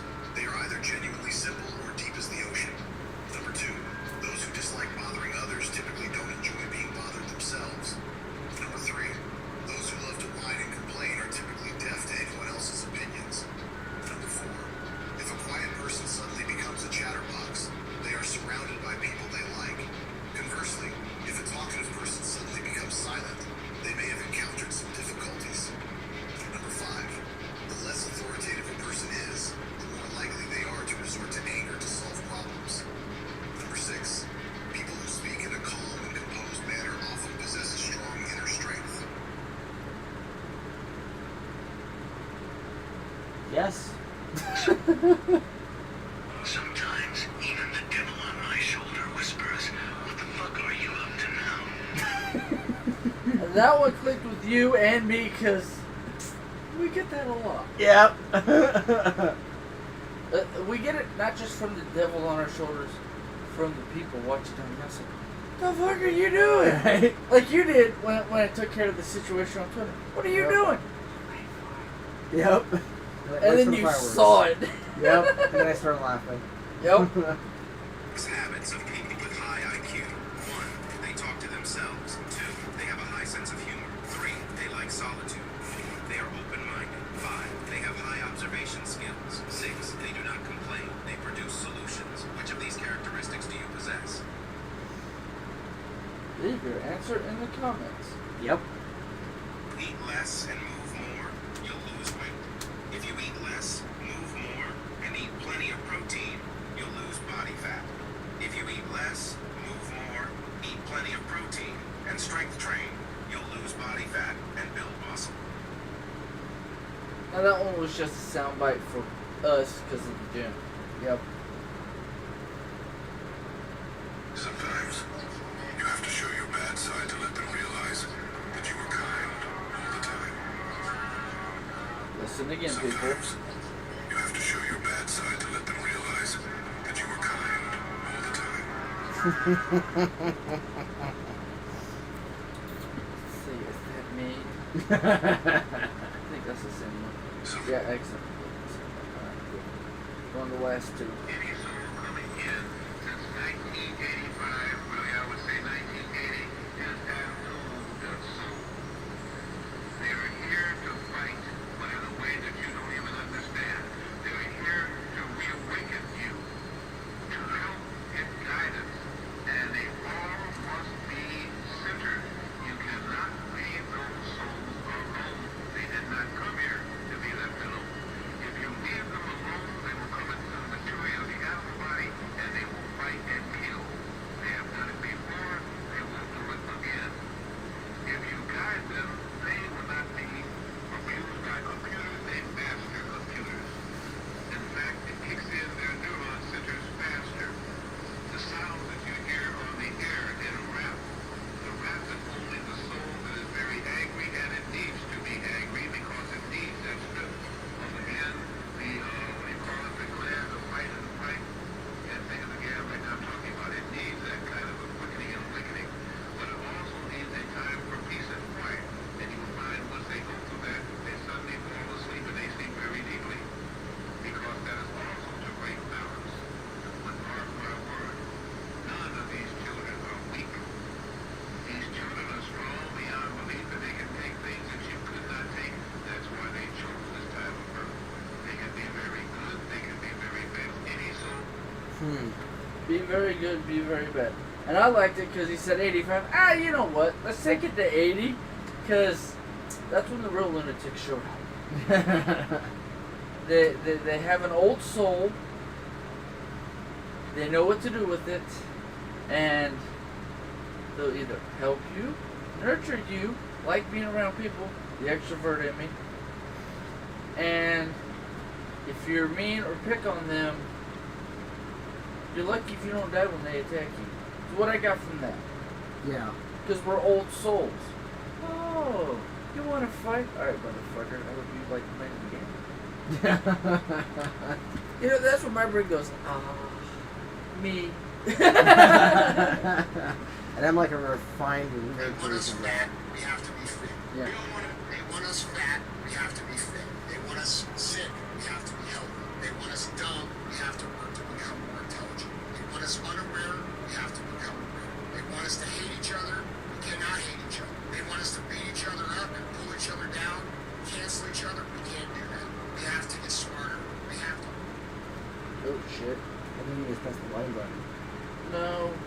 Some people are No, that was my timer to They go want home. us fat, we have to be fit. They want us sick, we have to be healthy. They want us dumb, we have to work to become more intelligent. They want us unaware, we have to become aware. They want us to hate each other, we cannot hate each other. They want us to beat each other up and pull each other down, cancel each other, we can't do that. We have to get smarter. We have to understand that every time we play along the system that they've created, we are running their life for them. We are doing their work for them. And the only answer to any of this is us figuring out that we're all on the same team and then living the example on a daily basis. That's what we can. That one I find really interesting because of what it says. Yeah, it's compelling. And that's the last time. Yeah. So far, pretty good episode. I've enjoyed everywhere we went. Yeah. It was fun. Yeah, that was Minus my 5 minutes of sleepiness. and me screwing with the microphone momentarily. Because the cord, I'm going to have to get a new cord for it, but it is what it is. Every so often you gotta buy new cords anyway, so fuck it. Yeah, no, the microphone itself is nearly perfect. Yeah. Pretty much is. I mean, I like it because it hears most of what I play on here because I can see it bouncing. Yeah. I don't like it like with the 80s baby thing because it's like muffled a little bit. I Yeah. don't know if that's because of how old the soundbite and original video was that they recorded it from Yeah. or not. But either way, I'm like, alright, you gotta hold that closer to the mic. I already knew. It was like, make sure everybody can hear that. Yeah. Because it's a sensitive as fuck microphone. When I watched like 17 different review videos on it just to make sure that I was spending money on a decent one, Yeah. it showed me how sensitive it was. And then of course, you know, when someone goes to the bathroom and then goes to the bathroom again and then closes the gate again and it's like 2 in the morning and I'm trying to record a chapter, I'm like I'll sit there and I'll hear the gate going "Rick, Rick," and I'll just be like, I really hope it doesn't play into it. Keep going, and then like as soon as I get done with the chapter, I review it and I listen to it and I hear that little part where I'm just like, shit. It's like the microphone's next to the gate or something, and it's in the other room. It's a in the good hallway. way. Yeah, no, It's a good sensitive as fuck. But it is a good investment to have. If you guys ever HyperX is the microphone, just in case you're wondering. I'll probably just put the name of it in the description or something. But yeah, no, I love the microphone. It's great. Hey, as long as it works, that's the Yes. important part. Exactly. So, but yeah, next week we will talk about Omens 2, because I'm going to watch the whole thing. yeah, Omen season 2, and then Catch Me If You Can. Those are the two. You just heard, Yeah. you just heard Yeah. the gate. And then Wolf of Wall I Street. like Catch Me If You Can, and because we were talking about it last week about Catch Me If You Can and how Wolf of Wall Street, because Leonardo is the main actor in both. Yeah. The way they are so similar. Yeah. And you're like, I've never watched Catch Me If You Can. I'm like, I love it. Yes. Because once you watch it, you'll be like, I see where Karnage was coming from on the similarities. Okay. If you're aware of it, because I already told you, you will see like, okay, now I see what Karnage was saying about. It's obvious why they picked him for the Wolf of Wall Street. Okay. Yeah. I don't remember you saying that last time, so it's awesome you said it again. Because now I'm going to watch that movie and be like, it's uncanny. You'll look at it and either you won't see it the first time, and then you'll rewatch it, and then watch Wolf of Wall Street, and then you'll be like, oh. Because for me, it's just, Yeah, okay, that explains everything. What's Because funny I was is- in the first freaking, like, half an hour of the movie, I'm like, oh, okay, this is like the other movie. Cool. Yeah, Wall Street didn't come out too much later. It came out like, what, 10, 12, 15 years later? 5 to 10, yeah. Yeah, I don't know, it I'd wasn't have to that look far at apart. the facts again. It's almost like Leonardo decided to just rewatch his old movie and then replay the character again. Yeah, but play the character in the, oh, okay, they caught me the first time because I was laundering money with fake checks, and then I found a new way to do it. Oh, crap. But he gets caught in both movies, so it's kind of the funny of, yeah, fuck with the money. They'll never catch you. Are you stupid? Yeah. They're gonna catch you eventually, dumbass. The one thing that I thought was the biggest, and you'll see it, difference in the movie is Wolf of Wall Street. He gets shown and kind of goes into the do all the drugs you want because you're rich as fuck. Yeah. So that way you can maintain the lunacy of being a millionaire while making everybody else poor as fuck. Okay. That's the difference between them. yeah. The similarities is the way of dishonesty and making money. Yeah. That's where I enjoyed it. Plus, Tom Hanks is in Catch Me If You Can, and that just it made it fun. It's like another layer of awesome. Yeah, I like his acting, and I like a lot of the films he's been in. Yeah. I mean, even with him, and this is hearsay, secondhand, supposedly going to Epstein's Island and things like that. It's like, well, okay, that makes sense. But also knowing his acting career Yeah. and when it supposedly happened, how far he got in before it happened, it's like, well, that makes sense. Okay. It's just one of those weird, like, little sound bites and factoids. It's like certain people are obviously known for that, Yeah. for being an Epstein Island person who went and got the whole black milk thing. Like one of them is I can't remember the guy's name, but he's like a famous actor who turned into a director and has made the comment, "Oh, I'm glad I don't have kids." Oh, which means okay. Okay. Yeah. Same thought. Yeah. It's because it was brought up in a soundbite. I'm like, wait, what? Okay, I gotta listen to that again. And it was an interview, and the way he said it. Yeah, the offhand comment. No, not offhand comment. Oh, really? An interviewer actually asked him about having kids and if he would ever have kids, and the way he answered it. Yeah, it was like a knowing comment. Knowing as in, oh, I would never have kids, and they're not going to be part of this world because he knows. Yeah. Because of something that happened that he saw or was part of, and didn't realize so afterwards the girl was underage or some such, and it goes into the Epstein Island. It's like sort some of thing. insightfulness of it, yeah. Yeah, because everybody whose name or supposedly went to Epstein's Island is like the most famous and richest and been cast for most of the movies and have like the best acting career ever. That's one of the little tropes. Oh yeah, no, they have a great career because they were part of Participated Epstein. or- yeah. Oh no, he just brought me to the party. And then what happened? You slept with an underage individual. And then what happened? They blackmailed you because there's cameras everywhere. But as long as you don't tell and bring more people to the fold, we'll give you all the best roles. So I mean, if you look at that, and let's see, what was it? He died or got arrested or some shit. I don't remember. I think he offed himself. That's the talk, yeah. Yeah. It's like, did he? And look at the person they basically gave all of his money to, gave all of his property to. Is the same thing happening? They just have a new Epstein and nobody's talking about it. Yes. That's what I would think. Yeah. That's like the whole thought process behind it. Well, that's a conspiracy theory. Actually, here's the funny part. Did you call it a conspiracy theory because that's what they told you it is?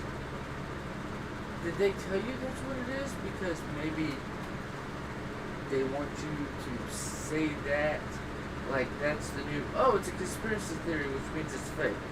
But 90% of the stuff they call a conspiracy theory are true. Aliens, that's just a conspiracy theory. Okay, we're gonna admit there are aliens. Well, no, I mean, Yeah, the I might timing. be able to. The very curious timing of all that shit recently. It's made me think Hang behind on one something. sec. Nope, not there. The blue. Blue something? Blue. What is it?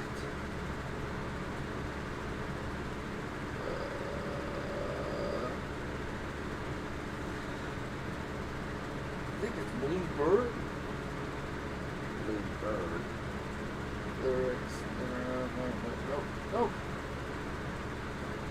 It's a blue something theory that they're going to fake extraterrestrials landing, and oh, here's Jesus.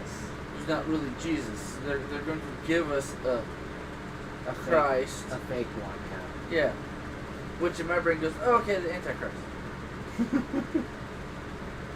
Which goes into that whole mythos. And after we've been, that's how they're going to control us, because he's going to be the one to save us from the aliens who aren't really aliens. That's like one of the podcasts I sent you about the guy talking about aliens and stuff. Yeah. Talking about how, no, 90% of the killed a cow, abducted people are actually our own UFOs. Yeah. And it's all fake and, stuff put into the person's mind so that way they come back, I got abducted. Aliens are real. This is what happened to me. That's all fake because that's not what actual extraterrestrial aliens do when they come to Earth. They're just literally here to observe us. Oh, yeah. So, like, they're saying that they're going to pull, like, a Mysterio shit from Spider-Man. They're going to make special effects and other shit. They're literally going to crash a fake alien ship which is made.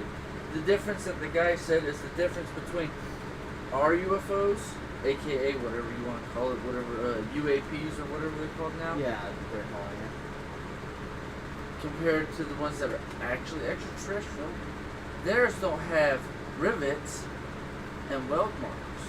Ours, because we don't know how to use the metal and just make it, we don't have the technology or mental capability to make it make a spaceship without anything, without all the rivets and welding like we do.